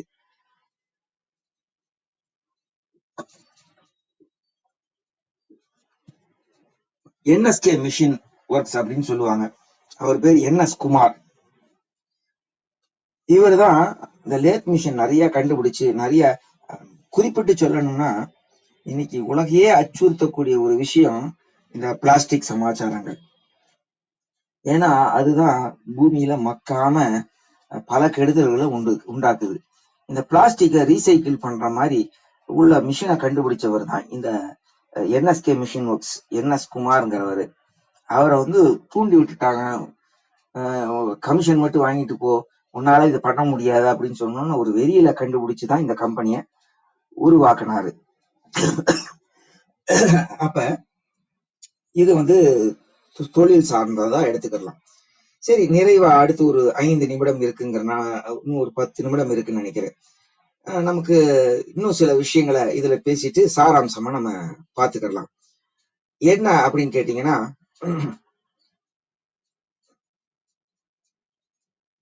ஒரு நிமிடம், ஒரே நிமிடம். ஸ்டீவ் ஜாப்ஸ் பத்தி நம்ம தெரிஞ்சுக்கலாம் சாதனை. ஏன்னா அவரோட ஆப்பிள் பத்தி நம்ம சொல்ல வேண்டியதில்லை. மிச்ச அலைபேசியோட அது பல தரப்பட்டத்துல வித்தியாசப்பட்டது. அவர் ஆரம்பிச்ச கம்பெனிலே அவரை துரத்தி விட்டுட்டாங்க. அதை பத்தி அவர் கவலைப்படல. பல புதிய முயற்சிகளை செஞ்சு மீண்டும் அந்த கம்பெனியை அவரை கூப்பிட்டு அவரை பயன்படுத்துற அளவுக்கு அவர் அதுல ஒரு பங்குதாரா திரும்பி ஆகிற அளவுக்கு பண்ணலாம். சரி, இவங்க எல்லாம் இந்த சாதனைகள் எல்லாம் செஞ்சாங்க இல்லைங்க, ரைட்டுங்க. இதுல இருந்து நம்ம என்ன தெரிஞ்சுக்கலாம், என்ன பண்ணலாம் அப்படிங்கிற விஷயத்த பார்க்கும்போது, கோயம்புத்தூர்ல இட்லி பாட்டி அப்படின்னு ஒருத்தங்க இருக்காங்க. சாதனை திலகம்னு அவங்களுக்கு ஒரு பட்டம் கொடுத்திருக்காங்க. இந்த கோயம்புத்தூர் மாவட்டத்துல இந்த கமலதம்மாள் அப்படிங்கிற 82 வயதான மூதாட்டி ஆலந்தூர் அப்படிங்கிற ஒரு ஊருக்கு பக்கத்துல வதிவேலாம்பாளையம் கிராமத்துல வீட்டோட சேர்ந்து ஒரு இட்லி கடை நடத்துறாங்க. ₹1 தான் இன்னைக்கு இட்லி கொடுக்குறாங்க. பணம் இருக்கோ இல்லையோ, யார் வந்து இட்லி கேட்டாலும் கொடுத்துருவாங்க. பாருங்க, இது இப்பதான் இது உங்களுக்கு வந்து மக்களுக்கு தெரிய ஆரம்பிச்சு, பல பெரிய மஹிந்திரா கம்பெனில இருந்து நிறைய பேர் அவங்களுக்கு கேஸ் அடுப்பு வாங்கி கொடுக்கறது, பாத்திரங்கள் வாங்கி கொடுக்கறது, அதெல்லாம் பண்ணிருக்காங்க. இந்த 82 வயசுலயும் அவங்க வந்து பல பேருக்கு ₹1 இட்லி கொடுக்குறாங்க.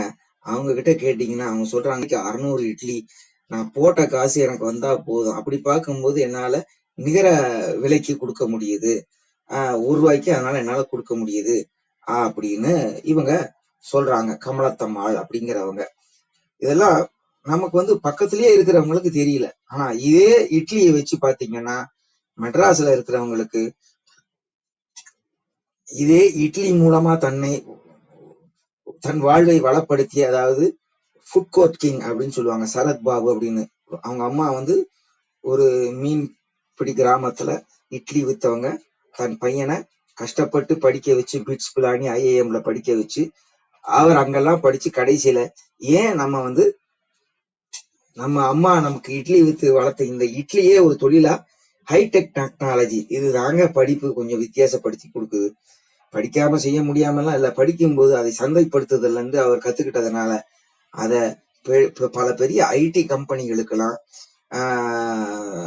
இந்த இட்லி வியாபாரத்தை இப்படியும் செய்ய முடியும், கோடிக்கணக்கில் சம்பாதிக்க முடியும் அப்படின்னு இந்த இட்லி வியாபாரம் அப்படின்னா சரத் பாபு அப்படிங்கிறவரை சொல்லுவாங்க. அப்ப பாத்தீங்கன்னா நமக்கு தெரிஞ்ச ஆட்கள் வந்து பக்கத்திலேயே இருந்தாலும் அவங்க பிரபலம் ஆகாததுனால நமக்கு தெரியறது இல்லை.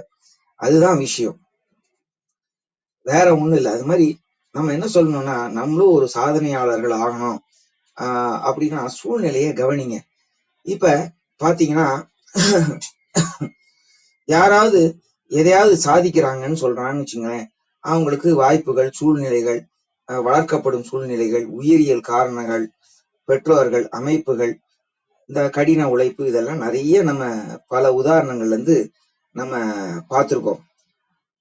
அப்படின்னா சாதனையாளர்கள், சாதிக்காதவர்கள், இவங்க 2 பேருக்குமே வித்தியாசம் இல்லையா அப்படின்னா, இந்த உணர்தல் பாத்தீங்கன்னா சாதனையாளர்களை சாதிச்சவங்களை அடக்கமாகவும் உற்சாகம் அடையாமல் இருக்கவும், சாதிக்காதவர்களை மோசமாக நடத்தாமல் இருக்கவும் உதவும். இது சாதிக்காதவர்களை தோல்வியால் விரக்தி அடையாமல் செய்யும். சாதிக்காதவர்கள் முயற்சிகளை மேற்கொள்ள வேண்டும், நடக்கவில்லை என்றால் ஏற்றுக்கொண்டு முன்னேறலாம். எனவே நீங்களும் சமமான திறமைசாலி அப்படிங்கிறத உணருங்கன்னு நம்ம சொல்றோம். அப்ப விராட் கோலி, AR ரஹ்மான், விஸ்வநாதன் ஆனந்த், இந்த மாதிரி பல சாதனையாளர்கள் அவர் சாதித்ததை வச்சு பார்க்கும்போது அவங்களும் உங்களுக்கு சமம்தான், அதை மனசுல வச்சுக்குங்க. நமக்கு சில பிரச்சனைகள் இருந்திருக்கு, அதை தூக்கி எறியணும். இவங்கள மாதிரி ஆட்களை பார்த்துட்டு அந்த விஷயங்களை தூக்கி எறிஞ்சா நம்மளும் சாதிக்க முடியும், சாதனையாளர்களா ஆக முடியும். இந்த பாதுகாப்பின்மை, பயம், பொறாமை, இதெல்லாம் நம்ம எடுத்துக்கலாம். இதுதான் மிக முக்கியமா நம்ம பார்க்க வேண்டியது. ஒரு நிமிடம், ஒரே நிமிஷங்க, தண்ணி குடிச்சிட்டு ஒரே ஒரு நிமிடம் பொறுத்தருங்க.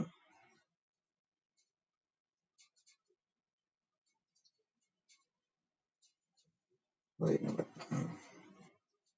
சரி.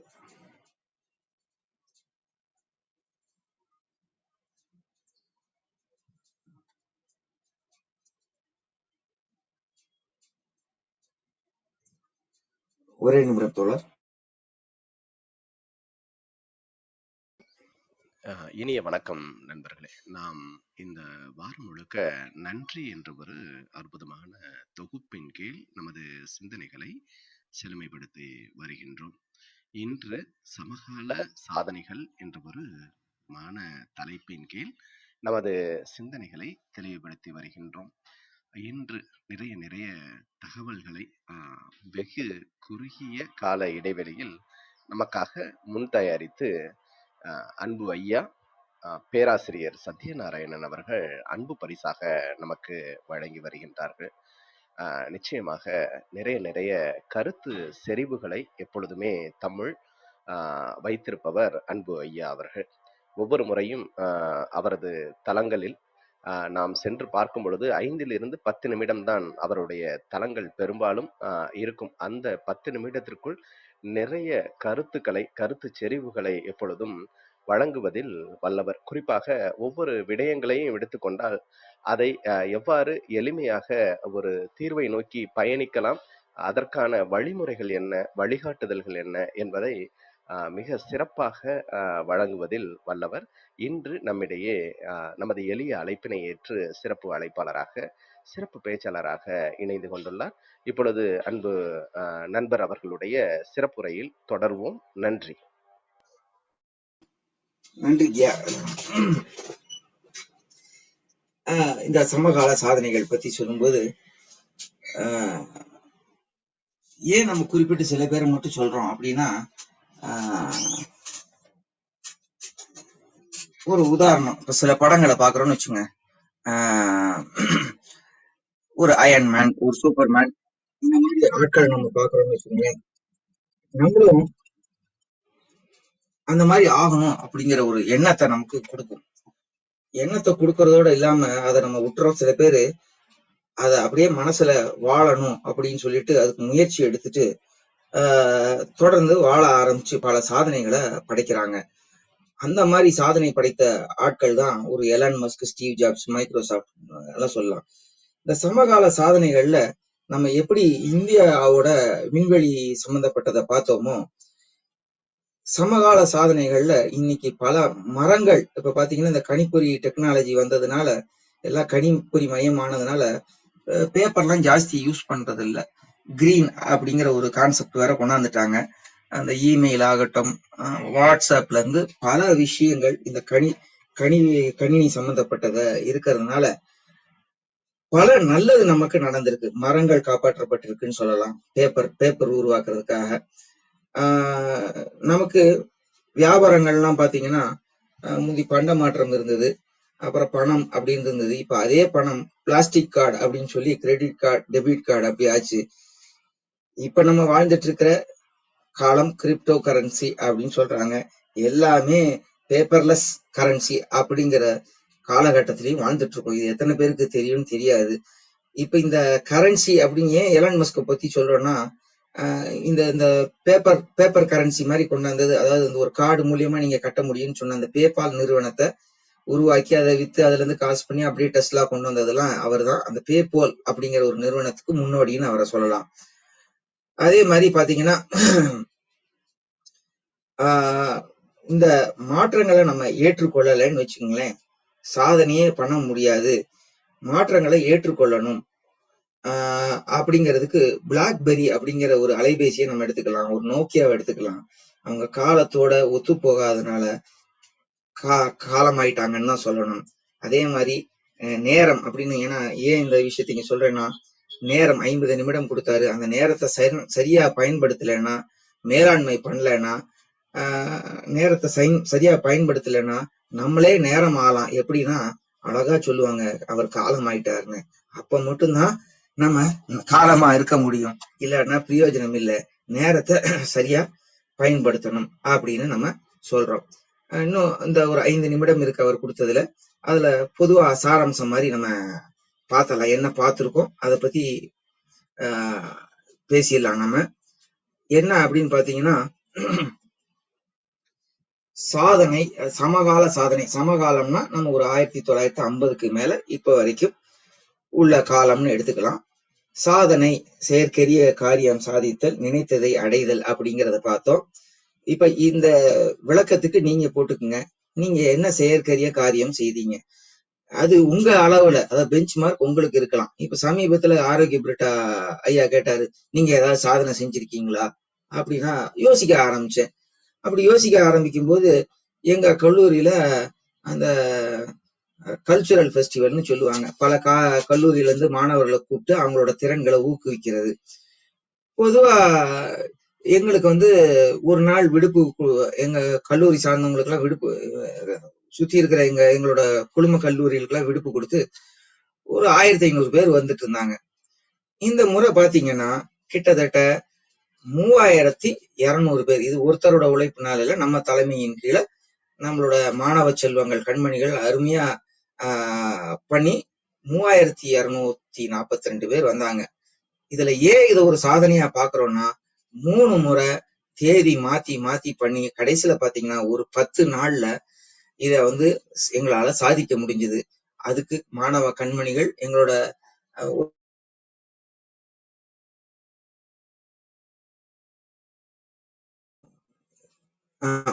இப்ப கேட்கும்னு நினைக்கிறேன்.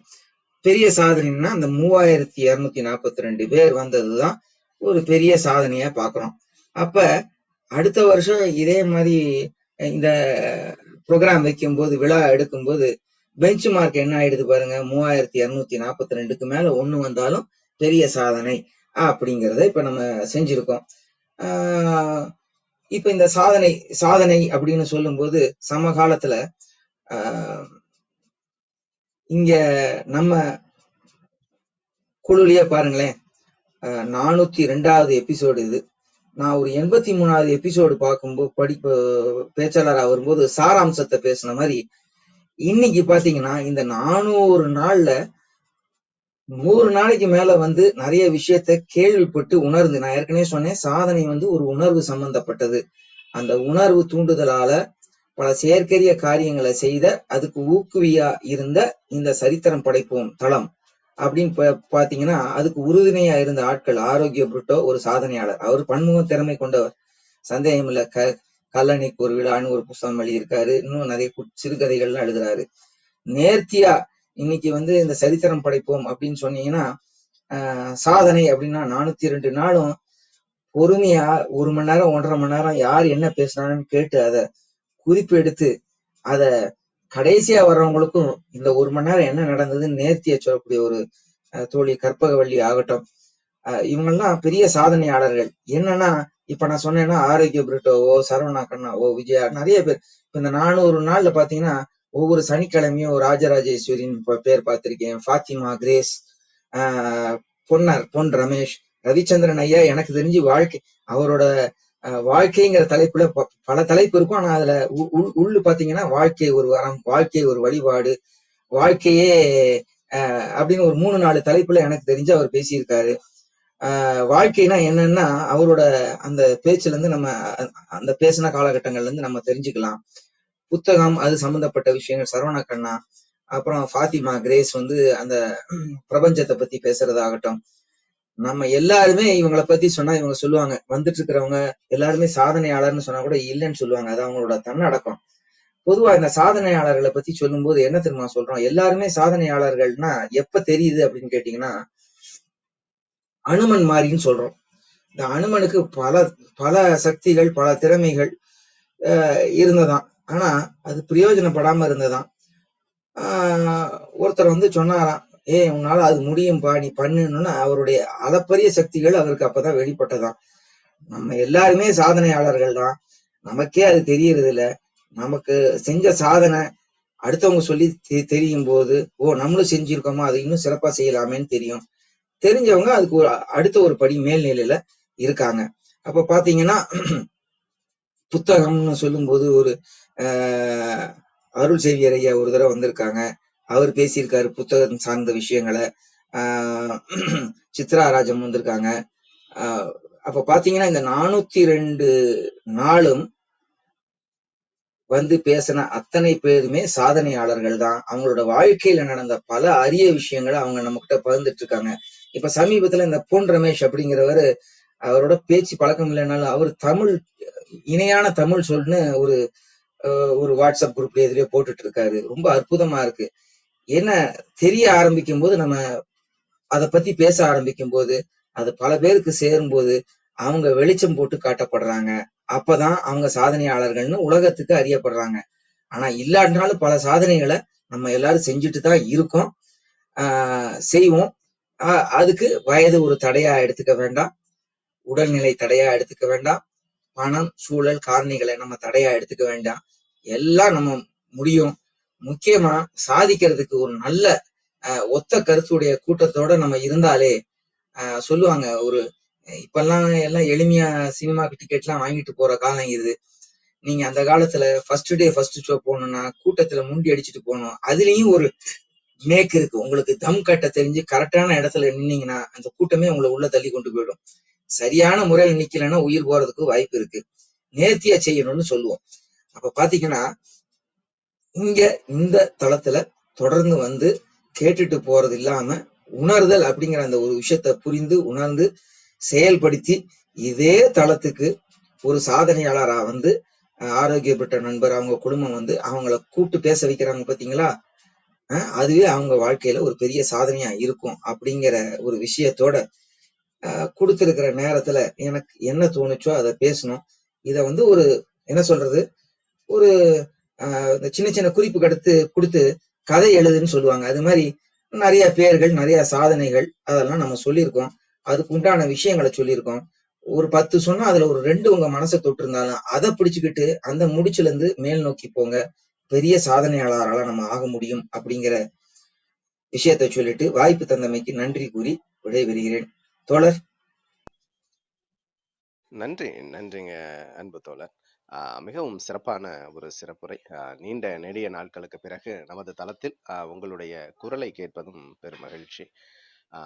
நிச்சயமாக நிறைய குறிப்புகள், நிறைய புத்தகங்கள், நிறைய சாதனையாளர்கள், நிறைய விடயங்களை நமது சொல்லரங்கில் தமது தளங்கள் வாயிலாக நிறைய கருத்து வளங்களை செறிவோடு தந்ததில் வல்லவர் என்று குறிப்பிட வேண்டும் என்றால் நமது சத்யநாராயணன் ஐயா அவர்களை குறிப்பிட வேண்டும். அது மட்டுமல்லாமல் கதைகள் என்ற ஒரு அற்புதமான தளத்தினையும் நிர்வகித்துள்ளார். அதில் அன்றாடம் அந்த மாலை நேரங்களில் இரவு உறங்க செல்வதற்கு முன் நிறைய கதைகளை ஒவ்வொருவரும் அவரவரது அனுபவங்களோடு கோர்த்து அந்த கதைகளை எடுத்து செல்லும் விதம் என்பது வெகு நேர்த்தியாக இருக்கும். கிட்டத்தட்ட ஒரு 5 குறைந்தபட்சம் 10 கதைகள் அன்றாடம் அந்த தளத்தில் விவாதிக்கப்படும். அந்த அளவிற்கு ஒரு இனிமை நிறைந்த பொழுதுகளை பரிசளித்தவர் அன்பு ஐயா அவர்கள். நிறைய கருத்து செறிவுகளால் எப்பொழுதும் தம்மை நிறைத்து கொள்பவர். எந்த ஒரு விடயங்களாக எடுத்தாலும் அதை ஒரு தொழில்நுட்ப வகையில் எவ்வாறு அணுகலாம், அதை எளிமையாக எவ்வாறு கையாளலாம் என்ற ஒரு நேர்த்தியை எப்பொழுதும் தன் உடன் இருப்பாக வைத்திருக்கக்கூடிய அன்புள்ளம் நிறைந்தவர். அவருக்கு இனிய பிறந்த நாள் நல்வாழ்த்துக்களை சொல்லரங்க சொந்தங்களுடன் இணைந்து சரித்திரம் படைப்போம் தளம் பகிர்ந்து கொள்வதில் பெருமகிழ்வு கொள்கின்றது. ஏற்றங்கள் நிறைந்த ஆண்டாக வருங்காலங்கள் அமைந்திடவும், அவர் எண்ணிய செயல்கள் ஒவ்வொன்றும் நிறைவாக கைகூடவும் அன்பின் வாழ்த்துக்களை இந்த நேரத்தில் பகிர்ந்து கொள்வதில் பெருமகிழ்வு கொள்கின்றோம். நாங்கள் நமது தளத்தின் சிறப்பு விருந்தினராக நமது அவையை அலங்கரித்த ஐயா அவர்கள் நீண்ட நெடிய நாட்களுக்கு பிறகு இன்று பிறந்த நாள் அன்று சிறப்புரை தர இணைந்து கொண்ட தருணங்களுக்காக மனம் நிறைந்த நன்றிகளை பகிர்ந்து கொள்வதில் பெருமகிழ்வு கொள்கின்றோம். வாருங்கள் நமது வாழ்த்துக்களை அன்பு ஐயா அவர்களுக்கு பதியம். பெற்றோர் நண்பர், அதுக்கு முன்னாடி ஒரு விஷயம், நன்றி அப்படிங்கிற தலைப்பு முடிக்கணும்ல. வாய்ப்பு கொடுத்ததுக்கு நன்றி. நன்றி பத்தி நேத்தி அருமையா அர்த்தநாரி ஐயா நன்றி பத்தி பல குரல்கள் சொல்லியிருக்காரு. ஏன் சமகால சாதனைகளுக்கு நன்றினா, நம்ம பல விஷயங்களை தேவைகள்னால ஏற்பட்டதோ இல்லைன்னா காரணங்கள்னால ஏற்பட்டதோ பல விஷயங்களை நம்ம அனுபவிச்சுட்டு வர்றோம். அதை கொடுக்கவங்கள மறக்க கூடாது. அதனால இந்த தலைப்பு ஓட்டி சொல்றாருந்தா நன்றி. இந்த காலகட்டத்துல எப்படி நம்ம விண்வெளி ஆராய்ச்சி பத்தி பேசணுமோ, இந்த தளத்துல வந்த ஒரு மிக அருமையான நண்பர் அருள்குமரன். அவர் வந்து இந்த ஆர்டிபிஷியல் இன்டெலிஜென்ஸ், அதுல வந்து ஆகுமெண்டட் ரியாலிட்டி, விர்ச்சுவல் ரியாலிட்டி, மெய்நேர், அதாவது இல்லாததை இருக்கிற மாதிரி காட்டும். இது தமிழ் சொல் கொஞ்சம் பொறுத்தரணும். மெய்நிகர் மேன்மை என்னமோ சொல்லுவாங்க. இத பத்தி எல்லாம் நம்ம இந்த காலகட்டத்துல இருந்திருக்கோம். இன்னைக்கு எல்லாம் திருப்பதி போகலன்னா, இல்லைன்னா ஒரு நியூசிலாந்து பார்க்கலையோ ஆஸ்திரேலியா பார்க்கலைன்னா கூட அப்படியே அங்க போன ஒரு அனுபவத்தை கொடுக்கக்கூடிய அந்த தொழில்நுட்பம், அதை பத்தி பேசின விஷயம் தெரிஞ்ச அந்த விஷயத்த தெரிஞ்சுக்கணும்னா அருள்குமரன் ஐயாவை பார்க்கலாம். ஞானம் சார்ந்த விஷயம்னா நம்ம தியாகராஜன் ஐயா இருக்காரு. தமிழுக்கு சொந்தக்காரன்னு சொல்லணும் அர்த்தநாரி ஐயா. அப்புறம் பயணங்கள் அந்த மாதிரி ஏரியால நீங்க சாதனை படைக்கணும்னா இப்பதான் வர்றாங்க நந்தினி மேடம், தோழி நந்தினி. அவங்க கிட்ட அப்ப என்ன சொல்றோம் வாழ்க்கையிலன்னா, ரெண்டு விஷயம் நீங்க சாதிக்கணும் அப்படின்னு சொல்லும் போது, சாதிச்சவங்களோட கூட்டணியில இருங்க, அவங்கள பத்தி படிங்க, சூழ்நிலைய கூர்ந்து கவனிங்க. உங்க துறை, அதாவது ஏதாவது ஒரு துறை எடுத்துக்கங்க, அதுல முழுமையா, அதாவது என்ன சொல்லுவாங்கன்னா பி இன்ட்ரெஸ்டட் அப்படின்னு சொல்லுவாங்க. பீயிங் இன்ட்ரெஸ்டட்னு ஆங்கிலத்துல ஒரு வார்த்தை சொல்லுவாங்க. பீயிங் இன்ட்ரெஸ்டட்னா ஏதாவது ஒண்ணுல முழுமையா ஆர்வத்தோட இருந்து, நம்ம இப்ப விளையாட்டுனா விளையாட்டு சார்ந்த ஃபுல்லா, இல்லைன்னா ஸ்டாக்ஸ் அப்படின்னு சொல்லுவாங்க, சந்தை, பங்கு சந்தை, அதுனா அதுல முழுமையா இருந்தோம்னா நம்மளை சுத்தி ஒரு கூட்டம் இருக்கும். ஒரு கல்யாணத்துக்கு போறோம், வாயா பங்கு சந்தை பத்தி அவர்கிட்ட கேட்கலாம், எங்கேயாவது ஊர் போகணும்னா இவங்கள பத்தி கேட்கலாம். அப்ப வாழ்க்கையில ரெண்டு விஷயம் நம்ம ஞாபகம் வச்சுக்கணும். Being interested, be interesting. ஒரு இது எடுத்துக்கங்க, அதுல முழுமையா அடைங்க. உங்களை சுத்தி இருக்கிற மாதிரி இருக்கணும். அந்த விஷயத்த பேசுற அளவுக்கு, சுவாரஸ்யப்படுத்தி பேசுற அளவுக்கு திறமையை வளர்த்துக்குங்க. இது இருந்தீங்கன்னா நீங்க ஒரு சாதனையாளர்னு கண்டுபிடிச்சிடலாம். ஏன்னா உங்களை சுத்தி கூட்டம் இருந்தாலே நீங்க ஒரு சாதனையாளர் தான். பீயிங் இன்ட்ரெஸ்டட், பி இன்ட்ரெஸ்டிங் அப்படின்னு சொல்லுவோம். அதே மாதிரி வாழ்க்கையில கமலஹாசன் ஒரு படத்துல டைலாக், ஒரு 4 பேரை நிறுத்த சொல்லு அப்படிலாம் வேணாம். நம்ம எல்லாருமே என்ன சொல்றோம், ஹேவிங், டூயிங், பீயிங் அப்படின்னு ரிவர்ஸ் ப்ராசஸ்ல அவனை நிறுத்த சொல்லு நான் நிறுத்துறேமோ. வாழ்க்கையில சாதனை புரியணும்னா பீயிங், டூயிங், ஹேவிங் அப்படிங்கிற இந்த விஷயத்த நீங்க கை கொள்ளணும்னு கேட்டுக்கிறேன். ஏன்னா நம்ம முதல்ல இருக்கணும், பீயிங் செய்யணும், தன்னை போல நம்மளை தேடி எல்லாமே வரும், ஹேவிங். ஆனா நம்ம வந்து என்ன சொல்றோம், ஹேவிங், பணம் இருந்தா தான், அது இருந்தா தான், ஹேவிங் இருந்தா தான் நான் செய்வேன், அப்பதான் நான் இப்படி இருப்பேன் அப்படின்னு சொல்ற அந்த இதை விட்டுட்டு பீயிங், டூயிங், ஹேவிங் இதை பத்தி கொஞ்சம் சிந்திக்கணும். இந்த மாதிரி பல விஷயங்களை நமக்கு கொடுத்து உறுதுணை புரியுற அத்தனை பேருக்கும் நம்ம நன்றி சொல்லணும்.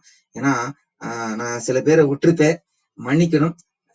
உரிமையோட சொல்றேன்னு நினைச்சுக்கணும். இந்த 402 நாளும் வந்தவங்களோட தலைப்புகளையும் அவங்க பேசின கருத்துக்களையும் பாத்தீங்கன்னாலே இந்த தளம் எவ்வளவு பெரிய சாதனை படைச்சிட்டு இருக்கு, படைக்க போகுதுங்கிறது உங்களுக்கு தெரியும்.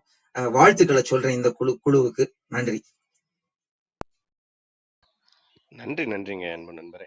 நிச்சயமாக தங்களது கருத்துக்கள் மிகவும் சிறப்புக்குரியவை. ஐயா அவர்கள் இவ்வாறு தான் எளிமைப்படுத்தி அனைத்தையும் மிக சிறப்பாக சொல்லிவிடுவார். ஒவ்வொரு விடயத்தையும்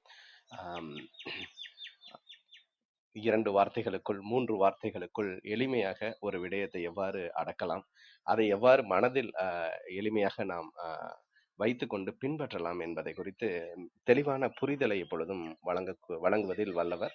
குறிப்பாக அவர் குறிப்பிட்டது போல நமது தளம் 402 நிகழ்வுகள் வந்துள்ளதற்கு அதிமுக்கிய காரணம் ஒவ்வொரு நாளும் கவனிப்பாளர்களாக, கருத்துரையாளர்களாக, சிறப்பு அழைப்பாளர்களாக, சிறப்பு பேச்சாளர்களாக, சிறப்பு விருந்தினர்களாக இந்த அவையை அலங்கரித்த ஒவ்வொருவருக்கும் எப்பொழுதும் சரித்திரம் படைப்போம் தளம் மனம் நிறைந்த நன்றிகளையும் வாழ்த்துக்களையும் பாராட்டுகளையும் பகிர்ந்து கொள்வதில் பெருமகிழ்வு கொள்கின்றது.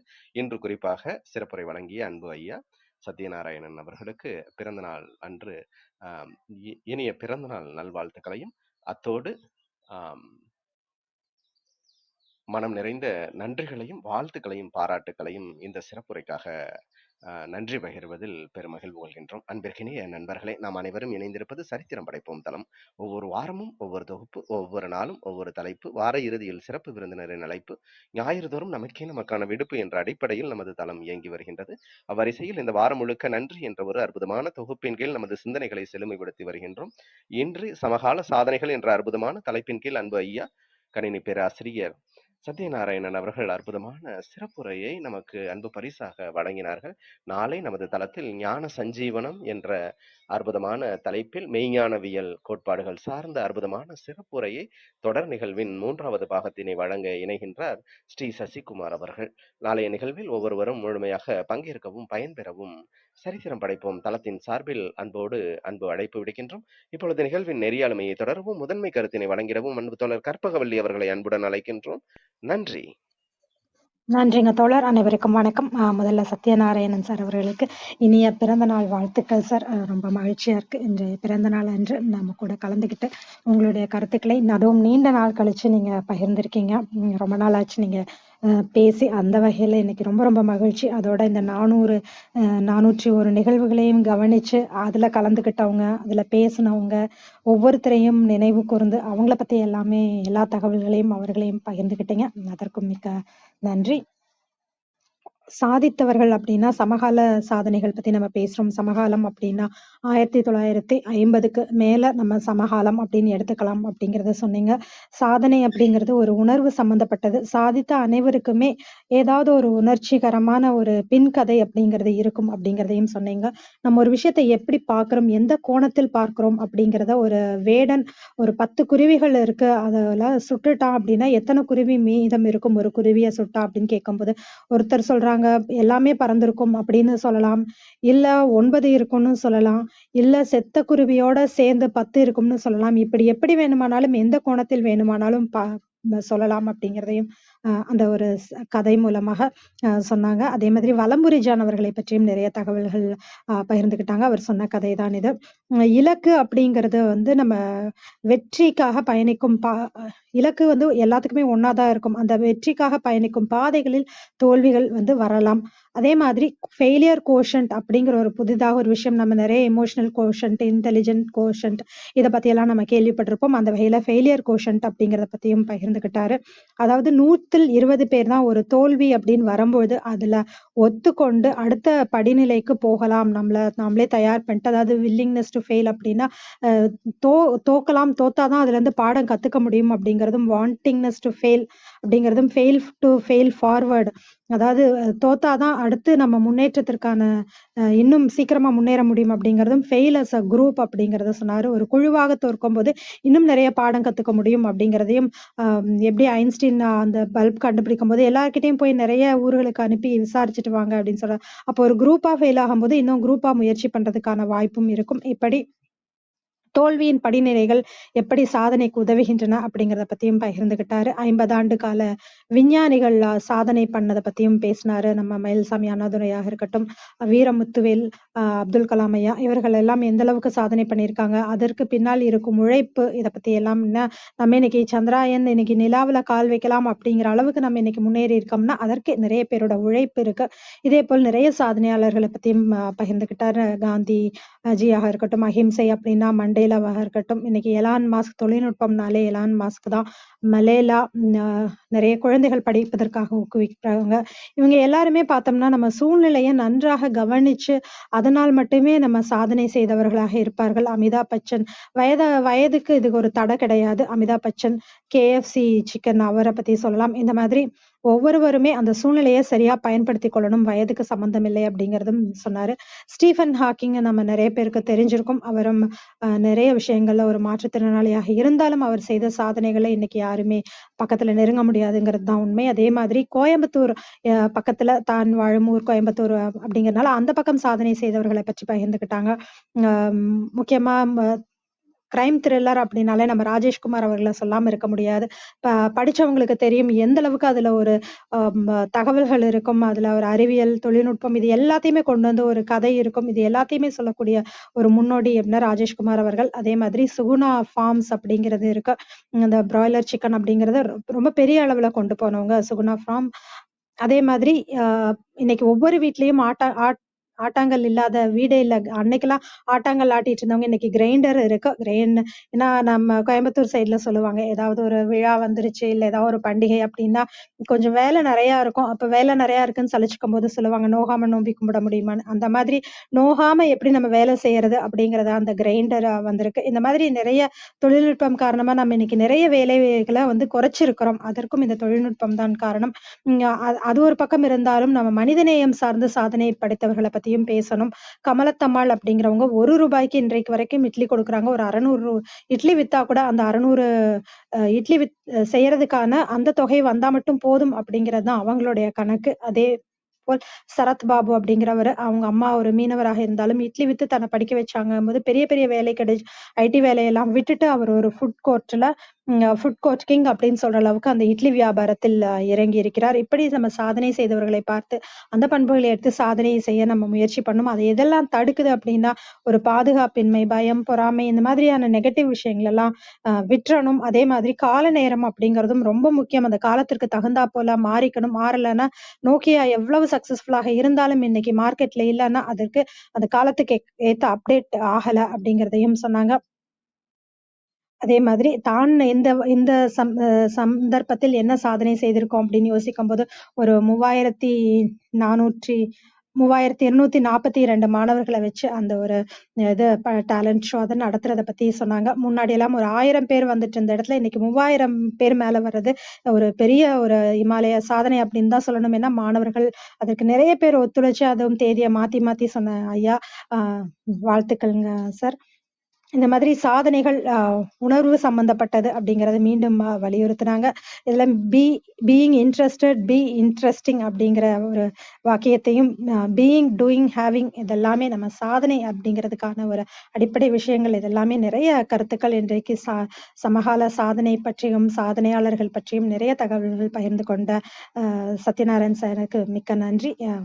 மீண்டும் ஒரு முறை அனைவர் சார்பாகவும் இனிய பிறந்தநாள் வாழ்த்துக்கள் சார். ரவிச்சந்திரன் ஐயா வணக்கம், நீங்க பேசலாம்.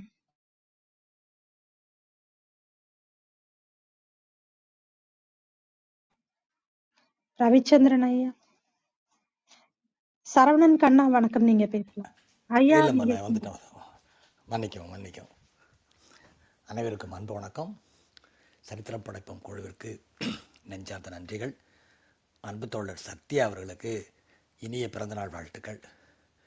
என்னுடைய பிறந்தநாளுக்கு நேரில் வந்து என்னை மார்போடு அணைத்து தன்னுடைய வாழ்த்துக்களை சொன்ன அவருக்கு ஆயிரக்கணக்கான மைல்கள் அப்பாலிருந்து என் நெஞ்சம் நிறைந்த அன்பையும் பாசத்தையும் வணக்கத்தையும் சொல்லி அணைத்து கொண்டு வாழ்த்துக்களை சொல்லிக் கொள்கிறேன்.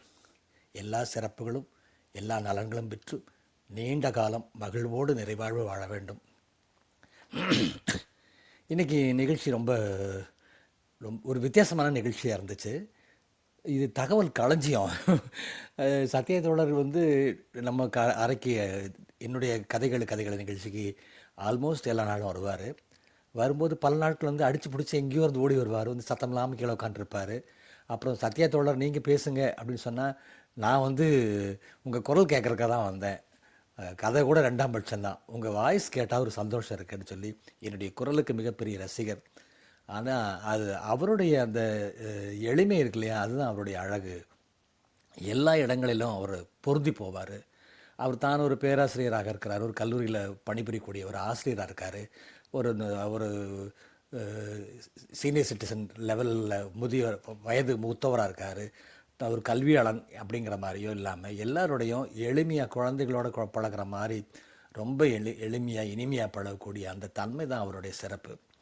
இன்றைக்கு நிகழ்ச்சியில் மிக மிக சிறப்பான ஒரு கருத்து நான் என்ன பார்த்தேன்னா, பொதுவாக வந்து சாதனைகளை பற்றி பேசும்போது நான் நான் நான் நான் எனது என்னுடைய அனுபவங்கள், என்னுடைய சாதனைகள், நான் அதை செய்த போது அப்படி இருந்துச்சு, இப்படி பேசுகிறவங்க தான் நிறைய பேர் இருக்காங்க. ஆனால் தன்னை பற்றி ஒரே ஒரு செய்தி மட்டும் தான் சொன்னார் அவர். அது கூட வந்து தன்னுடைய மாணவ கண்மணிகளுடைய உழைப்பெல்லாம் தான் நடந்துச்சுன்னு சொன்னார். அவளையே நான் ரொம்ப போராடி முயற்சி செஞ்சு நிறைய சிக்கல்களை சந்திச்சுட்டு படாத பாடுபட்டுட்டேன் இந்த ஆர்கனைஸ் பண்ணுறதுக்கு அப்படின்னு சொல்லி பெருமையாக சொல்லாமல், அதை கூட அந்த பெருமையை கூட மற்றவர்களுக்கு கையெழுத்து விட்டு அதை ஒரு சின்ன ஒரு குறிப்பாக மட்டும்தான் சொன்னார். அது வந்து ரொம்ப சிறப்பாக இருந்துச்சு. ஒரு குழுவில் வந்து ஒரு பொது தளத்தில் உரையாடும் போது அந்த நிகழ்ச்சிகளில் பங்காற்றிய ஒவ்வொருவரையும் நினைவு கூர்ந்து அந்த அவரவருடைய தனித்தனி தன்மைகளையும் தனிச்சிறப்புகளையும் கணக்கில் எடுத்துக்கொண்டு அவற்றை எல்லாம் தொகுத்து சொல்கிறதுங்கிறது வந்து எளிமையான காரியம் இல்லை. அவர் ஒரு ஆசிரியராக இருக்கிற காரணத்தினாலே இந்த இந்த இந்த உரை வந்து இவ்வளோ சிறப்பாக அமைஞ்சதுன்னு நான் நினைக்கிறேன். நான் இயல்பாக ஒரு எளிமையான நகைச்சுவை அவருக்கு, எப்போவும் ஒரு சிரிச்சுட்டே இருப்பார். ரொம்ப சீரியஸாக கோபமாலாம் அவர் ஆர்கியூ பண்ணவே மாட்டார். ரொம்ப சிரிச்சுக்கிட்டு ஒரு சின்ன நகைச்சுவை இழையிடக்கூடிய ஒரு உரையாடல் செய்வதில் அவர் திறமையானவர். இன்றைக்கு கூட அப்படி தான் இருந்துச்சு நிகழ்ச்சி. ரொம்ப எளிமையாக எல்லாரையும் பற்றி பேசிட்டார். எங்கேயோ உலகளாவிய சாதனையாளர்களிருந்து, உள்ளூர் சாதனையாளர்களிருந்து, சரித்திரம் படைப்போமே பங்கேற்றக்கூடிய நம்மை போன்ற நண்பர்களின் சாதனைகளை குறிப்பிடுவது வரை வஞ்சனை இல்லாமல், பொறாமை இல்லாமல், யார் மீதும் எரிச்சல் இல்லாமல் அந்த ஒரு பரந்த மனப்பான்மை வந்து உண்மையிலேயே பெரிய வணக்கத்திற்குரிய ஒரு குணம். அதை நான் பாராட்டியே தீர வேண்டும். இந்த நிகழ்ச்சியில் இருக்கிற எத்தனை பேரை வந்திருக்காங்க, என்னென்னலாம் பேசியிருக்காங்க, எல்லாம் பேசி முடிச்சு கடைசியில் அருள்குமரன் விட்டுட்டான்னு ஒரு ஆதங்கம். அவர் திரும்ப மறுபடியும் உள்ளே வந்து அருள்குமரனுடைய சாதனைகளை சொன்னார். எல்லோரையும் அவரவர் துறைகளில் யார் யார் என்னென்ன செய்திருக்காங்கன்னு தொடர்ந்து அவர் இந்த நிகழ்ச்சியில் கவனிப்பாளராக இருக்கிறார். ஒவ்வொரு நிகழ்ச்சியின் போதும் அவர் பேச அழைத்தால், கருத்து கூற அழைக்கும் போது அந்த இடத்த கூட டாமினேட் பண்ணிக்க மாட்டார். எவ்வளோ சுருக்கமாக பேச முடியுமோ அவ்வளோ சுருக்கமாக பேசுவார். ஆனால் சொல்ல வந்ததை தெளிவாக சொல்லிவிடுவார் அவர். அந்த முறையில் இந்த நிகழ்ச்சி ரொம்பவும் சிறப்பாக இருந்துச்சு. நான் ரொம்ப என்ஜாய் பண்ணினேன். இந்த நாள் இனிய நாள். இதை அவருடைய பிறந்தநாள் அன்றைக்கு அவருக்கு இப்படி ஒரு அழகான ஒரு மேடையை அமைத்து கொடுத்த சரித்திரம் படைப்போம் குழுவிற்கு, பிரிட்டோவுக்கு, கற்பவல்லிக்கு, வேல்முருகனுக்கு, ரேவதிக்கு, எல்லோருக்கும் என்னுடைய நன்றியையும் வணக்கத்தையும் சொல்லிக் கொடுக்கிறேன். உங்களது எல்லோருடைய சார்பாகவும் மீண்டும் என்னுடைய அன்பையும் வாழ்த்துக்களையும் வணக்கத்தையும் சத்யா தோழருக்கு கொடுக்கிறேன். நன்றி. வாய்ப்புக்கு நன்றிம்மா. ரொம்ப நன்றி. வணக்கம். மிக்க நன்றிங்கய்யா. ரொம்ப மகிழ்ச்சியா இருக்கு. நீங்கெல்லாம் நேர்ல சந்திச்சிருக்கீங்க அப்படின்னு கேட்கும்போது ரொம்ப மகிழ்ச்சியா இருக்கு. உங்கள் அன்பான வாழ்த்துக்கும் கருத்துக்களுக்கும் நன்றிங்கய்யா. சரவணன் கண்ணா, வணக்கம். நீங்க பேசலாம். வணக்கம். சரித்திரம் படைப்போம் தளத்தில் உள்ள அனைவருக்கும் வணக்கம். குரல் கேக்குதா? சரியா தெளிவா இருக்கு, பேசலாம். ஓகே. ஐயா ஒரு அருமையான ஒரு நண்பர். எப்படின்னா, கதைகள் தளம் அப்படின்னு சொல்லிட்டு ஆரம்பிக்கும் போது, இந்த கிளி ஜோசியக்காரங்க முன்னாடிலாம் கரெக்டான நேரத்துல கிராஸ் பண்ணுவாங்க இல்லையா? அது மாதிரி 8:30 மணிக்கு அந்த ஆலமரத்துல உட்கார்ந்துருவாரு. நந்தினி அவங்க சொல்லுவாங்க, உங்க கடமை உணர்ச்சிக்கு அளவே இல்லையா அப்படின்னு. ஏன்னா நாங்கெல்லாம் வர்றதுக்கு முன்னாடி கதையை வாசிக்க ஆரம்பிச்சிருப்பாரு அவரு. இந்த மாதிரி அந்த காட்டுக்குள்ள ஒரு சிங்கம் அப்படிம்பாரு. அப்பதான் நாங்க ஒருத்தர உள்ள வருவோம். அது ஒரு அழகான ஒரு தருணம் அது. அது ஏன்னா நமக்கு ஒரு தளத்தை ஏற்படுத்தி கொடுத்தவங்கள எப்போதுமே நம்ம மறக்க கூடாது. ஏன்னா அது எந்த லெவல்ல நம்மளுடைய வளர்ச்சி இருந்தாலும் பக்குவம், வளர்ச்சி, அடுத்தடுத்த படிநிலை இதெல்லாம் ஒண்ணுமே கிடையாது. அந்தந்த நேரங்கள்ல நம்ம அந்தந்த வாய்ப்புகள் நமக்கு எப்ப கொடுக்கப்படுதோ அந்த மனிதர்களை நம்ம போற்றுவதற்கு முக்கியமான காரணம் இவர் சத்யநாராயண ஐயா. ரொம்ப நிறைய விஷயம் சொல்லலாம். ஏன்னா எல்லாத்தையும் டச் பண்ணி சொல்லுவார் அவரு. மாவுலையும் ஒட்டுவாரு, பணியாரத்திலையும் ஒட்டுவாரு. அந்த மாதிரி ஒரு ஒரு அருமையான ஆத்மா. ஏன்னா நாங்க கதை பேசி முடிச்சதுக்கு அப்புறம் கிச்சு கிச்சு மூட்டி விளையாடினதே ரொம்ப காலமா இருக்கும். அது மாத்தி மாத்தி இந்த இந்த கிளி ஜோசியத்துல கிளியும் இருக்கும், என்ன மாதிரி எலியும் இருக்கும், ஒரு குயிலும் வரும் கதை சொல்ல. இந்த மாதிரி ஒவ்வொருத்தரையும் நாங்க மாத்தி பேசிட்டு அவங்களுடைய தனித்தன்மையை பாராட்டி பேசுறதுக்கு எங்களுக்கு ஒரு பெரிய வாய்ப்பு கொடுத்தவர் முதல்ல அவர் தான். அப்படி ஒரு நண்பர். அவரை நேரா பார்க்குற வாய்ப்பும் கிடைச்சிது. அவரை கூட்டிட்டு போய் ரவிச்சந்திரன் ஐயா வீட்டுக்கு அவரை பார்க்கக்கூடிய வாய்ப்பும் கிடைச்சிது. ரொம்ப அருமையான இந்த நிகழ்வும் ரொம்ப அருமையா இருந்தது. ஏன்னா அவரு எல்லா விஷயங்களையும் சமகாலத்தை டச் பண்ணி தான் எப்போதுமே பேசுவார். சயின்ஸா இருந்தாலும் சரி, பாலமித்ரா காலத்துல இருந்தாலும் சரி, எல்லாமே அவர் டச் பண்ணி பேசக்கூடிய ஒரு அருமையான ஒரு நம்மளை தூண்டுவார். முதல்ல அவர் பேசுறது நமக்கு பிடிக்கணும். நம்மளை ரெண்டா பிரிச்சிருவாரு. ஒண்ணு அந்த பாதி நமக்கு பிடிக்கணும். அதுக்கப்புறம் மீதி சொல்றத மத்தவங்க கேட்கிற மாரி இருக்கணும். அப்படிங்கிற மாதிரி ஒரு மனநிலை கொண்டவர். அ வாய்ப்புக்கு நன்றி. பயணத்தில் இருக்கிறதுனால ரொம்ப அடிஷனல் பேப்பர் கேட்க முடியல. அ மீண்டும் வருவேன். நன்றி. ரொம்ப மகிழ்ச்சி. உங்களோட நினைவுகள் பகிர்ந்துக்கிட்டீங்க. உங்களோட அன்பான வாழ்த்துக்கும் கருத்துக்களுக்கும் மிக்க நன்றி. மஞ்சு பார்கவி வணக்கம். நீங்க பேசலாம். அனைவருக்கும் இனிய காலை வணக்கம். சத்யநாராயணன் ஐயா அவர்களுக்கு இனிய பிறந்தநாள் நல்வாழ்த்துக்கள். நீங்கள் அனைத்து செல்வமும் பெற்று நீடூடி வாழ வேண்டும். சமகால சாதனை ஒரு சரியான தலைப்பில் நீங்கள் உரையாற்றியிருக்கிறீர்கள் என்றுதான் நான் உணர்கிறேன் ஐயா. ஏன் அப்படின்னு பார்த்தீங்கன்னா, ரவிச்சந்திரன் ஐயா அவர்களுடைய அனுபவத்திலிருந்து சொல்லும்போது நாம் சாதிச்ச எந்த ஒரு இதையுமே சொல்லாம மற்றவர்கள் சாதிச்சதையே ஒரு முன்னுதாரணமாக எடுத்துக்காட்டாக அழகாக எடுத்து கூறி சென்றீர்கள். அதுலேயும் கற்பகவள்ளி தோழர் அவர்கள் சொல்லும்போது இன்னும் நிறைய நிறைய ஒரு கோர்வையாக கேட்டதை போல இருந்தது. இலன் மாஸ்க பற்றி சொன்னீங்க. அவரெல்லாம் வந்து பெரிய ஒரு முன்னுதாரணம் நமக்கு. ஏன்னா நிறைய கஷ்டங்களை தாண்டி தான் அந்த இடத்துக்கு வந்ததா அவருடைய வாழ்க்கை அனுபவங்களை வந்து நம்ம கூகுள்ல படிச்சோம். நிறைய நிறைய நல்ல நல்ல தகவல்கள். இந்த மாதிரி சந்தர்ப்ப சூழ்நிலைகள் வரும்போது அதை கூர்ந்து கவனிக்க வேண்டும் என்பதை ஆங்காங்கே சுட்டி காட்டினீர்கள். அதை வந்து இளைய தலைமுறை வந்து இன்னைக்கு அதை புரிஞ்சு நடந்துக்கணும் அப்படின்றத நான் எப்பவுமே என்னுடைய வாழ்க்கை அனுபவத்துல நான் நினைச்சிட்டே இருப்பேன். ஏன்னா இன்னைக்கு வந்து ஒரு சூழ்நிலை வருது அப்படின்னா அத இளைய தலைமுறையாற்றும் அனைத்து வயதினருமே எப்படி எடுத்துக்கிறோம்னா அந்த மனிதர்கள் மேல வந்து ஒரு குற்றம் சொல்றதுக்கான நம்ம தயாராயிடுறோம். அப்படி இல்லாம நமக்கு அதுல என்ன வாய்ப்பு இருக்கு அப்படின்றத இன்றைய நம்மளுடைய இது எல்லாம் ஒவ்வொரு வகுப்பா தான் நான் எடுத்துக்கிறேன். இன்றைய நமது வகுப்புல நம்ம அதை கத்துக்கிட்டோம் அப்படின்னு நான் நினைக்கிறேன். ஒவ்வொரு சூழ்நிலை வரும்போது அதுல என்ன நம்ம கூர்ந்து கவனிக்க வேண்டும். இங்க இருக்கிற மனிதர்கள் யாருமே யாருக்கும் தவறு செய்யணும்னு முடிவு பண்ண மாட்டாங்க.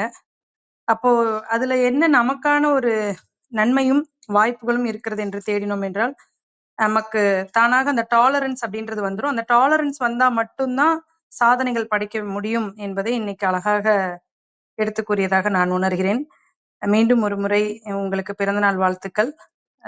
நிச்சயம் கோயம்புத்தூர் வரும்போது உங்களை நேரில் சந்திக்க வேண்டும். இங்க வரும் ஒவ்வொருத்தரையுமே ஏதோ ஒரு தருணங்கள்ல நேர்ல நேத்து நம்முடைய இது வந்து ரொம்ப நீங்க நல்லா இருந்துச்சு. அவர் சேலம் அப்படின்னு சொல்லிட்டு சொல்லும்போது ஐயா அவர்களையும் ஒரு வாட்டி சந்திக்கணும் அப்படின்னு தோணுச்சு. அது மாதிரி நம்மளோட வாழ்நாள் முழுவதுமே இந்த மாதிரி ரசித்து ரசித்து வாழ்வதற்கு நிறைய மனிதர்கள் நம்மை சுற்றி உள்ளார்கள் என்பது சரித்திரம் படிப்போம்குள்ள வந்ததுக்கு அப்புறம் நான் உணர்றேன். நன்றி நன்றி, வாய்ப்பிற்கு நன்றி. நன்றிங்க மஞ்சு பார்கவி. உங்களை அன்பான வாழ்த்துக்கும் கருத்துக்களுக்கும் மிக்க நன்றி. நந்தினி வணக்கம். நீங்க பேசலாம். உற்சாகமான காலை வணக்கம். சத்யநாராயணன் தோழர், ஹாப்பி ஹாப்பி ஹாப்பி பர்த்டே தோழர். எனக்கு சொல்ல வார்த்தைகளே கிடையாது. அதாவது ஒரு கூட இருக்கிறவங்களுடைய குறைகளை சுட்டி காட்டி பொதுவாக இடித்து கூறுதல் அப்படின்னு சொல்லுவாங்க இல்லையா, திருக்குறள்ல கூட வரும். மன்னருக்கு எப்படி ஆலோசகர்களாக இருக்கிறவங்க மன்னரே தப்பு பண்ணாலும் எப்படி வந்து குறை சொல்லி வளர்த்து விடுவாங்கன்னு ஒரு ஸ்டைல், அது வந்து எல்லாருமே பொதுவாக பின்பற்றிட்டு இருக்கிறது. நம்ம கூட இருக்கிறவங்க வளர்த்து விடணும்னா அவங்களோட குறைகளை சுட்டி காட்டி அந்த குறைகளை சரி பண்ண வச்சா அவங்க வளருவாங்க அப்படின்னு ஒரு நல்ல மனசோட அதை பண்றவங்க தான் பெருவாரியான மக்கள் இருப்பாங்க. ஆனா நிறைகளை சொல்லியே நிறைய வளர்த்து விடுவாரு சத்யநாராயணன் தோழர். எனக்கு வந்து இன்னி வரைக்கும் அவர் ஒரு குறை கூட சொல்லி நான் பார்த்தது கிடையாது. ஆச்சரியப்பட்டு நாங்க உண்மையிலே அவரை பத்தி தான் அதிகமா கிசு கிசுத்து பேசுவோம். அது உண்மைதான். ரொம்ப அதாவது கிசுகிசுக்கள் அப்படின்னா அது ஒரு நெகட்டிவான விஷயங்கள் இருக்காது. ரொம்ப ஸ்லாகிச்சு பேசக்கூடிய கிளப் ஹவுஸ்ல நான் வியந்து போய் எப்படி இப்படி ஒரு மனுஷனை நம்ம வாழ்க்கையில பார்த்துருக்கோம் அப்படின்னு இன்னும் நேர்ல சந்திச்சதில்லை. ஆனா ஒரு ஆத்மார்த்தமான ஒரு தோழர் அப்படின்னா நான் அவரை சொல்ல முடியும். பேசிக்கல, ரெகுலரா பேச முடியல, பழக முடியல, அவர் என்ன பண்ணிட்டு இருக்காரு அப்படின்றதெல்லாம் எந்த ஒரு நதிமூல ரிஷிமூல ஆராய்ச்சி எதுவுமே இல்லாம அவர் அப்படியே வந்து ஒரு ஒரு ஜென்டில்மேன் அப்படிதான் நான் சொல்லுவேன். ஏன்னா ஒரு மனிதநேயம் அப்படிங்கிறது சராசரியா கூட இருக்கிறவங்களுக்கு உதவி பண்றது இல்ல, அவங்களுடைய நிறைகளை சொல்லிக்கிட்டு இருக்கிறதே வாய் வார்த்தை மூலமாவே வளர்த்து விட முடியும் அப்படின்னு சொல்லி எனக்கெல்லாம் வந்து கதைகள் சொல்ற அனுபவம்லாம் சுத்தமாவே கிடையாது. கதைகள் தளத்துல போய் அதுதான் எனக்கான ஒரு ட்ரையல் ஏரியாவாவே அமைஞ்சுது. அந்த இடத்துல ட்ரை பண்ணி அவர் கொடுத்த ஊக்கம் வந்து அபரிமிதமானது. ஓரளவுக்கு இன்னைக்கு வந்து கதைகளை சிறுகதைகளை தேர்ந்தெடுக்கிறதா இருக்கட்டும், கொஞ்சம் கொஞ்சம் அப்படி படிக்க ஆரம்பிச்சேன் அப்படின்னா அவர் போட்ட பிள்ளையார் சொல்லி தான் நான் சொல்லுவேன். நிச்சயமா வந்து சத்யநாராயணன் தோழர் வந்து நாங்க பேசினா 1 மணி நேரம் 2 மணி நேரம்லாம் நான், சித்ரா தோழி, சரவணன் கண்ணா எல்லாரும் பேச ஆரம்பிச்சா அவரை பத்தி நாங்க சொல்லிக்கிட்டே இருப்போம். எப்படி இந்த மனுஷன் வந்து அங்க யாருமே இல்ல, யாருமே இல்லாத டீ கடையா இருந்தா கூட டீ ஆத்த ஆரம்பிச்சிருவாரு அப்படின்னு சொல்லிலாம் பேசுவோம். எங்களுக்கு வந்து அவரோட அந்த கன்சிஸ்டன்சி, ஒரு விஷயத்துல கமிட் ஆயிட்டா அதை தொடர்ச்சியா எப்படி கொண்டு போறது, டெய்லி அந்த 9 மணினா 9 மணிக்கு அது டான்னு அந்த அவை ஸ்டார்ட் ஆயிடணும்னு ஒரு டைமிங் ஃபிக்ஸ் பண்ணா அந்த டைமிங் யாருமே இல்லைன்னா கூட அவையை ஸ்டார்ட் பண்ணி எந்த எதிர்பார்ப்புமே இல்லாத ஒரு மனிதர். கூட சக தோழர்கள்ட்ட இருந்து ஒரு நட்பு ரீதியா கூட எதையும் அவர் எதிர்பார்த்த மாதிரி தெரியல. அதே மாதிரி குற்றம் குறை கண்டுபிடிக்கவே தெரியாத ஒரு நபர். அவருடைய மாணவ செல்வங்கள் அப்படிலாம் சொல்றாரு இல்லையா, உண்மையிலே அவங்கெல்லாம் ரொம்ப பெரிய பாக்கியசாலிகளா தான் நான் பார்க்குறேன். அவர் அவர் எல்லாருமே சொன்ன மாதிரி தான், ரவிச்சந்திரன் தோழர் சொன்ன மாதிரி அற்புதமான ஒரு கேரக்டர். மற்றவங்க செய்யக்கூடிய சாதனைகளை தான் ஸ்லாகிச்சு பேசுவாரு. அவருடைய மனிதநேயம், அவர் வந்து மற்றவங்களை நடத்துற விதம் எல்லாமே பார்த்தீங்கன்னா அவர் எவ்வளவு பக்குவப்பட்ட மனிதர் அப்படிங்கிறத நொடிக்கு நொடி நிரூபிச்சுட்டே இருக்கக்கூடியவர். ஆனா நம்ம எல்லாரும் அதை பார்த்து வியந்து தான் போவோமே தவிர நம்ம அவர்கிட்ட வந்து பேசுறதுக்கு சில நேரங்கள் தான் வாய்ப்பு கிடைச்சிருக்கு. சார் நீங்க இந்த மாதிரி சார் அப்படின்னு சொல்லி அவர்கிட்ட நம்ம பாராட்டும் போது கூட அந்த பாராட்டுகளை ரொம்ப ஒரு புன்னகையோட கடந்து போயிடுவாரு. நல்ல ஒரு ஹாஸ்யத்தன்மை உண்டு, சிரிச்சுக்கிட்டே சொல்றதா இருக்கட்டும். அவர்கிட்ட வியந்து போனது இன்னைக்கு ஆச்சரியப்படக்கூடிய விஷயங்கள், இவ்வளோ தகவல் களஞ்சியமா நிறைய துணுக்கு செய்திகளை கொண்டு வந்து அப்படி மழை மாதிரி பொழிஞ்சாரு. அதே நேரத்துல அவர் வந்து ரொம்ப எளிமையா குட்டி குட்டி கதைகள், சிறுவர் கதைகள்லாம் கூட சொல்லுவாரு. அந்த ஒரு கான்ட்ராவை பார்க்கும்போது எனக்கு இன்னைக்கு அது ஒரு வியப்பா இருந்தது. அவருடைய தனித்துவம்னு இதை சொல்ல முடியும். ஏன்னா ரொம்ப தன்னுடைய ஒரு வாசித்தல் திறமையா இருக்கட்டும், நம்ம ஒரு மேடை பேச்சாளராக இருக்கிறோம், இல்லை ஒரு நிர்வாக தன்மை, ஒரு மேலாண்மையில் நம்ம சிறப்பாக இருக்கோம் அப்படின்னா அந்த விஷயங்கள்ல தான் எல்லாருக்கும் கவனம் இருக்கும்.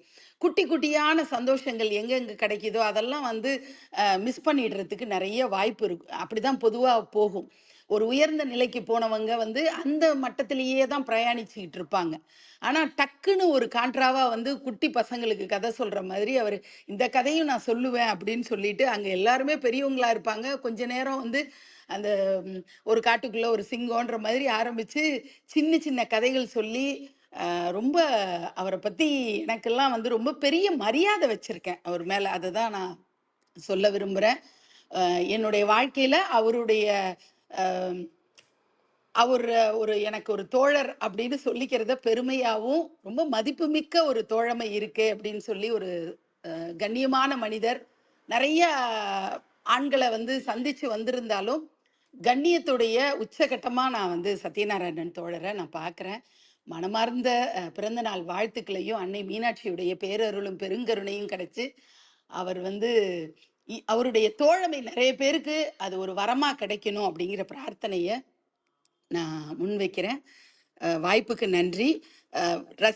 இங்கே சமகால சாதனைகள் அப்படிங்கிற விஷயத்துல சத்யநாராயணன் தோழர் சொன்ன மாதிரி ஆரோக்கிய பிரிட்டோ பண்ணிட்டு இருக்கிற விஷயம், அவர் வந்து ரொம்ப எளிமையா காலையில எழுந்தோம், ஹேபிட்டா ஆயிடுச்சு.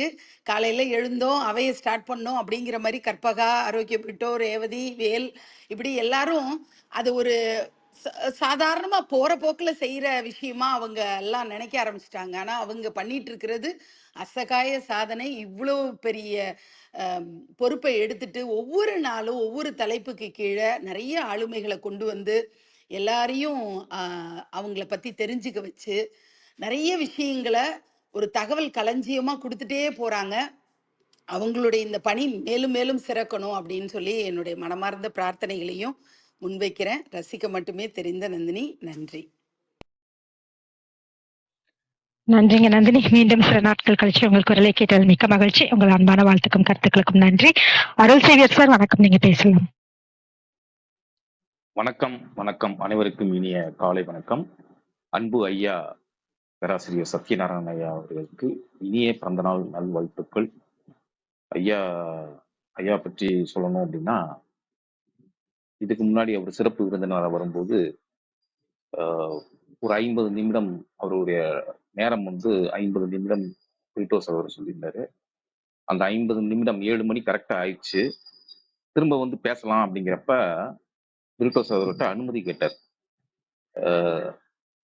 இந்த மாதிரி பிரிட்டோ, இந்த மாதிரி எனக்கு கொடுத்த டைம் முடிஞ்சிருச்சு, பேசிக்கலாமா அப்படின்னு அனுமதி கேட்டாரு.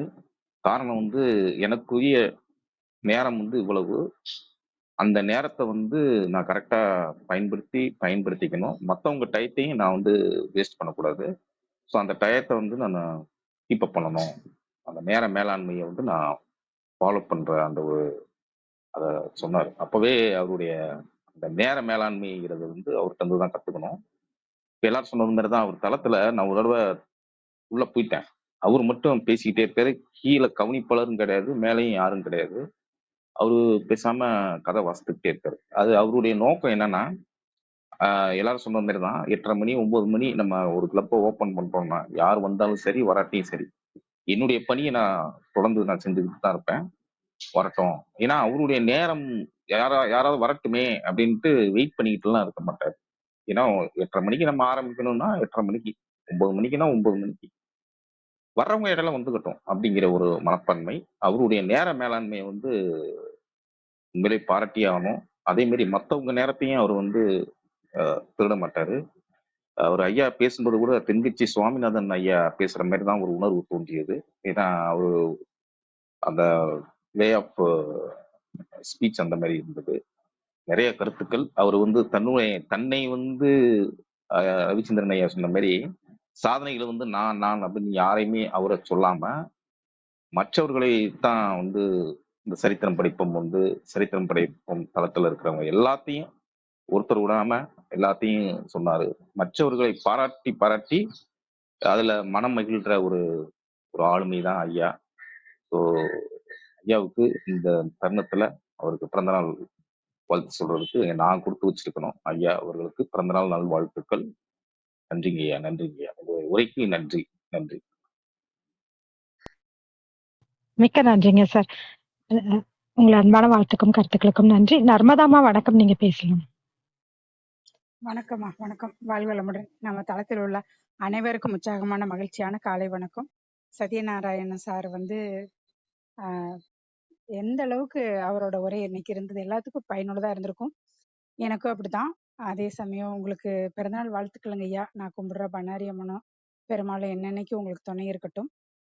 நம்ம திவ்ய தேசத்துல இருந்து பயணிச்சிட்டு இருக்கிறோம். அந்த 108 நாள் திவ்ய தேசத்துல பயணிக்கிறப்போ அந்த கோயிலை பத்தி அவ்வளோ அற்புதமான உரைகளா கொடுப்பீங்க. அதுல என்னென்ன சிறப்பு இருக்கு, எப்படி போய் சாமி கும்பிடணும், அந்த சாமி கும்பிடுற நேரம் எவ்வளவு, என்ன நடத்திருப்பாங்க, அந்த ஃபோன் நம்பர் முதல் கொண்டு கலெக்ட் பண்ணி எங்களுக்கு சொல்லுவீங்க. நிச்சயமாங்க ஐயா. அது உங்களோட ஐயா எல்லாரும் சொன்னது போல உங்களோட தன்னடக்கம் ரொம்ப ரொம்ப எல்லாத்துக்கும் வேணும். எவ்வளோ ஒரு அற்புதமா இருந்ததுங்க ஐயா உங்களோட உரை. அதுதான் உங்களை இந்த அளவுக்கு இது பண்ணி கொண்டு வந்திருக்கு. இவ்வளோ அறியாம இருக்கீங்க. நீங்க சென்னையில இருக்கீங்களா, கோயம்புத்தூர் இருக்கீங்க, எனக்கு தெரியாம இருந்தது. நிச்சயமா உங்களை ஒரு தரம் நிறைய நாள் சந்திக்கணும். நம்ம இதுல நான் கதை கேட்டும் இருக்கேன். அந்த கதை சொல்றதுலயுமே பாத்தீங்கன்னா ரத்தன சுருக்கமா அந்த நேர வேளாண்மையை ரொம்ப கடைப்பிடிப்பீங்க. அது எல்லாத்துக்கும் ரொம்ப ரொம்ப இதா இருக்கும். அதே மாதிரி இப்ப கேள்வி ஞானத்திலேயே சொல்றப்ப பாத்தீங்கன்னா அந்த அந்த சுருக்கம் அது சிலருக்கு கடவுள் கொடுத்த ஒரு வரம். அது உங்களுக்கு கடவுள் கொடுத்திருக்காரு. நன்றிங்க ஐயா, நன்றி. திரும்ப இன்னொரு தடவை உங்களுக்கு பிறந்தநாள் வாழ்த்துக்களுங்க ஐயா. நன்றிங்க, வணக்கங்க, வாழ்வளமுடனுங்க. நன்றிங்கம்மா. உங்கள் அன்பான வாழ்த்துக்கும் கருத்துக்களுக்கும் நன்றிங்கம்மா. பேசுறீங்களா? சரவணன் கண்ணா, நீங்க பேசுறீங்களா? ஐயாவுக்கு பிறந்தநாள் வாழ்த்துக்கள். அது ஒன்று சொல்லிக்கிறேன். இன்னொன்று, எவ்வளவு பாராட்டினாலும் அதை பங்கு பிரித்து அடிச்சுக்காம பிரிச்சுக்குங்க அப்படின்னு சொல்லிட்டு எல்லாருக்கும் கொடுத்துருவாரு.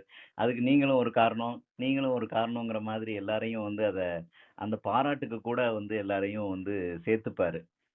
அதுக்கு அதை நான் எப்போதுமே பார்த்துருக்கேன். இவர் அருள் சொன்ன மாதிரி அவர் வந்து ஒரு கர்ம வீரர். காமராஜருக்கு அப்புறம் நாங்க கர்ம வீரர்னு சொல்றது அவர் தான் எப்போதுமே. இந்த மரத்துல குருவிகள்லாம் சுட்ட உடனே பறந்து போயிடுது இல்லையா? நாங்க நினைப்போம் இது குருவி பறந்து போறதுக்காக இவர் கதை சொல்லல, இனிமே வர போற குருவிகளுக்காக இவர் கதை சொல்லிட்டு இருக்கிறாரு அப்படின்னு சொல்லுவோம். ரொம்ப அருமையான நண்பர். அவர் செய்யறதெல்லாம் நினைச்சு பார்த்தா ஒரு ஒரு தன்மையான ஒரு கேரக்டர். ஒரு 100 கேரக்டர் எடுத்தோம்னா அதுல 100லயுமே வரமாட்டாரு. அதை 101வது கேரக்டரா தான் இவர் இருப்பாரு. எதுலையுமே ஒரு தன்னோட கோபமோ தன்னோட கருத்தோ எந்த இடத்துலையும் வலியுறுத்தி சொல்ல மாட்டார். அவங்களுக்கு அது என்ன சாதகமோ இருக்குமோ, எப்படி இருந்தால் அவங்களுக்கு பிடிக்குமோ அது மாதிரி தான் சொல்லுவார். அது உறவுகள் மேம்படுறதுக்கு அது ஒரு பெரிய நூதனமான வழி. ஆனால் அது இயற்கையிலே அவருக்கு அமைஞ்சிருக்கு. அதனால ஐயாவை நாங்கள் நண்பர்களாக பெற்றதுக்கு பெரிய பாக்கியம் என்று தான் சொல்லணும். நிறைய சொல்லிகிட்டே போகலாம். அது அவர் ஏற்றுக்க மாட்டார். அதே மாதிரி தான் ஆரோக்கிய பிரிட்டாவை எவ்வளோ பாராட்டினாலும் அவர் ஓடுறவங்கள்ட்ட பேசிகிட்டு இருக்க மாதிரி தான். அவர் பாட்டுக்கு அவரோட வேலையை பார்த்துட்டு ஓடிட்டே இருப்பார் இல்லையா? அது மாதிரி அவரோட இலக்கையும் அடையணும், பாராட்டு தானே அது அப்புறமா கூட வாங்கிக்கலாங்கிற மாதிரி எடுத்துக்குவார். அது மாதிரி இந்த டீமே வந்து பாராட்டு அலர்ஜியான டீமு. அவரே சொல்லியிருக்கிறாரு, ரொம்ப பாராட்டினா அவங்கள அங்கேயே நிப்பாட்டிடுவோம் அப்படிங்கிறது உளவியல் ரீதியாக ஒரு பிரச்சனை இருக்குது. அதனால் நாங்கள் இயல்பாக எடுத்துப்போம்.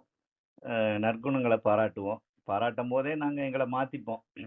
அதுதான் உண்மையான மறைபொருள். நன்றி வாய்ப்புக்கு.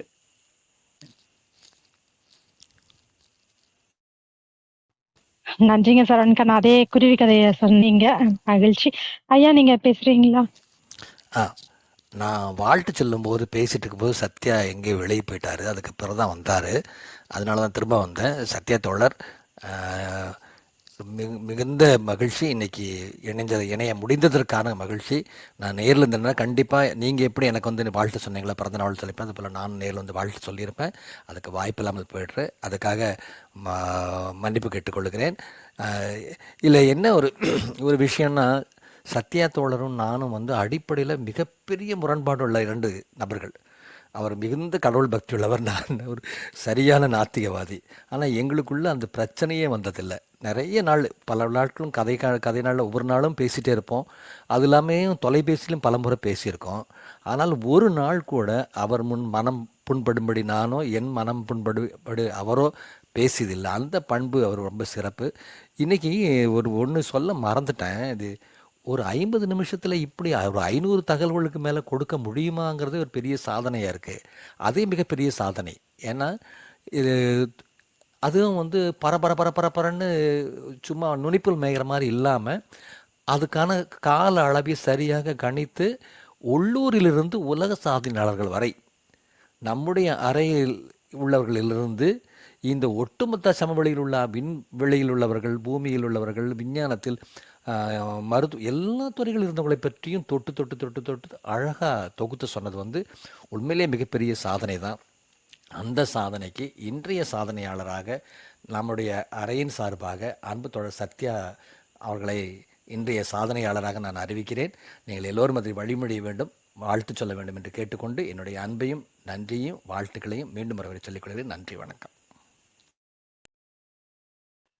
நிச்சயமாங்க ஐயா, நீங்க சொன்ன மாதிரி மற்றவர்களை பாராட்டும் குணம் அது ஒன்னே பெரிய சாதனை நினைக்கிறேன். அது சார் கிட்ட நிறைய இருக்கு, அதை குறிப்பிட்டீங்க. மிக்க நன்றிங்க ஐயா.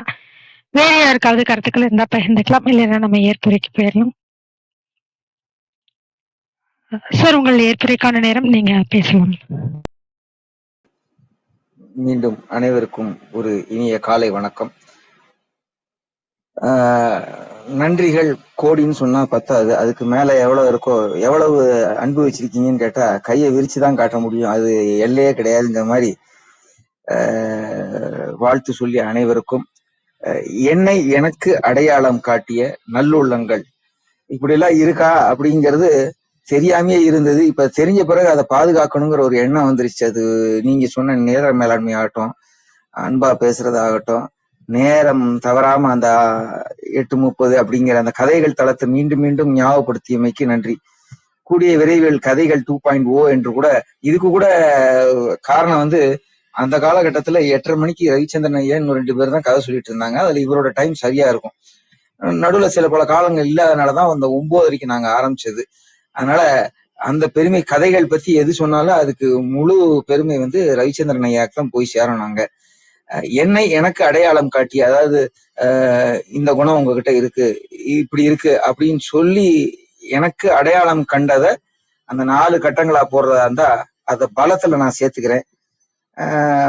பலவீனமா இருந்தா அந்த பலவீனத்தை வாய்ப்புகள் மூலியமா பலமாக்குறதுக்கு எனக்கு என்னை பத்தி சொன்னதுக்கு ரொம்ப நன்றி அனைவருக்கும். யாராவது விட்டுருந்தேன்னா மன்னிக்கணும். இன்னும் நிறைய பேசுறதுக்கு இருக்கு, வரும் காலங்கள்ல பேசுவோம். இது ஒரு முடிவல்ல, ஆரம்பம் அப்படிங்கிற ஒரு எண்ணத்தோட தொடர்ந்து பயணிப்போம். சாதிக்க இருக்கும் அத்தனை சாதனையாளர்களுக்கும் நன்றி கூறி விடைபெறுகிறேன். நிறைய சாதனை பண்ணுங்க. இங்க வந்து சரித்திரம் படைப்போம்ல பேசணும்னு ஒரு எண்ணத்தை முன் வச்சுட்டு விடைபெறுகிறேன். நன்றி. மிக்க நன்றிங்கய்யா. இங்க ஒவ்வொருத்தரை பற்றியும் அந்த ஒரு அன்போடும் அக்கறையோடும் மற்றவர்கள் சாதனையை அங்கீகரிக்கிறது, இது எல்லாமே அன்பு காட்டுறது. இதுதான் மிகப்பெரிய சாதனை அப்படிங்கிறதையும் அந்த வகையில எல்லோருமே சாதனையாளர்கள் தான். இன்னும் நிறைய இந்த மாதிரி சாதனைகள் நம்ம அனைவரும் சேர்ந்து பயணிக்கணும் அப்படிங்கிறத இதுவும் சரி. நீங்க இன்னும் நிறைய உங்களுடைய சிறப்புரைகள் நிறைய வேணும் அப்படிங்கறத எல்லோர் சார்பாகவும் ஒரு அன்பு வேண்டுகோளாகவும் வச்சுக்கிறோம். மிக்க நன்றிங்க சார். மீண்டும் ஒரு முறை அனைவர் சார்பாகவும் சரித்திரம் படிப்போம் தளம் சார்பாகவும் இனிய பிறந்த நாள் வாழ்த்துக்கள். பேச்சாளர்களாக கலந்து கொண்டு தங்கள் வாழ்த்துக்களையும் அன்பையும் பகிர்ந்து கொண்ட ஒவ்வொருவருக்கும் நன்றி. தொடர்ந்து கேட்டுக்கொண்டிருக்கும் அனைத்து கவனிப்பாளர்களுக்கும் நன்றி. குறுஞ்செய்தி வாயிலாக பிறந்தநாள் வாழ்த்துக்கள் தெரிவித்த சிருஷ்டி மேனேஜ்மெண்ட், சரவணன் கண்ணா, ஹேமா கிருஷ்ணமூர்த்தி, கவிதா ஆனந்த்குமார், செந்தில்குமார், கண்ணன் ராமநாதன், ரவிச்சந்திரன் ஐயா, அருள் சேவியர் சார், சித்ரா பாபு அனைவருக்குமே மிக்க நன்றி. மீண்டும் நாளை காலை 6 மணிக்கு ஞான சஞ்சீவனம் ஸ்ரீ சசிகுமார் அவர்களின் சிறப்புரையில் கலந்து கொள்ள வேண்டும் என்று அனைவரையும் அன்போடு கேட்டுக்கொண்டு விடைபெற்றுக் கொள்கிறோம். அனைவருக்கும் நன்றி, அனைத்திற்கும் நன்றி, ஆண்டவனுக்கும் நன்றி. 5, 4, 3, 2, 1 நன்றி.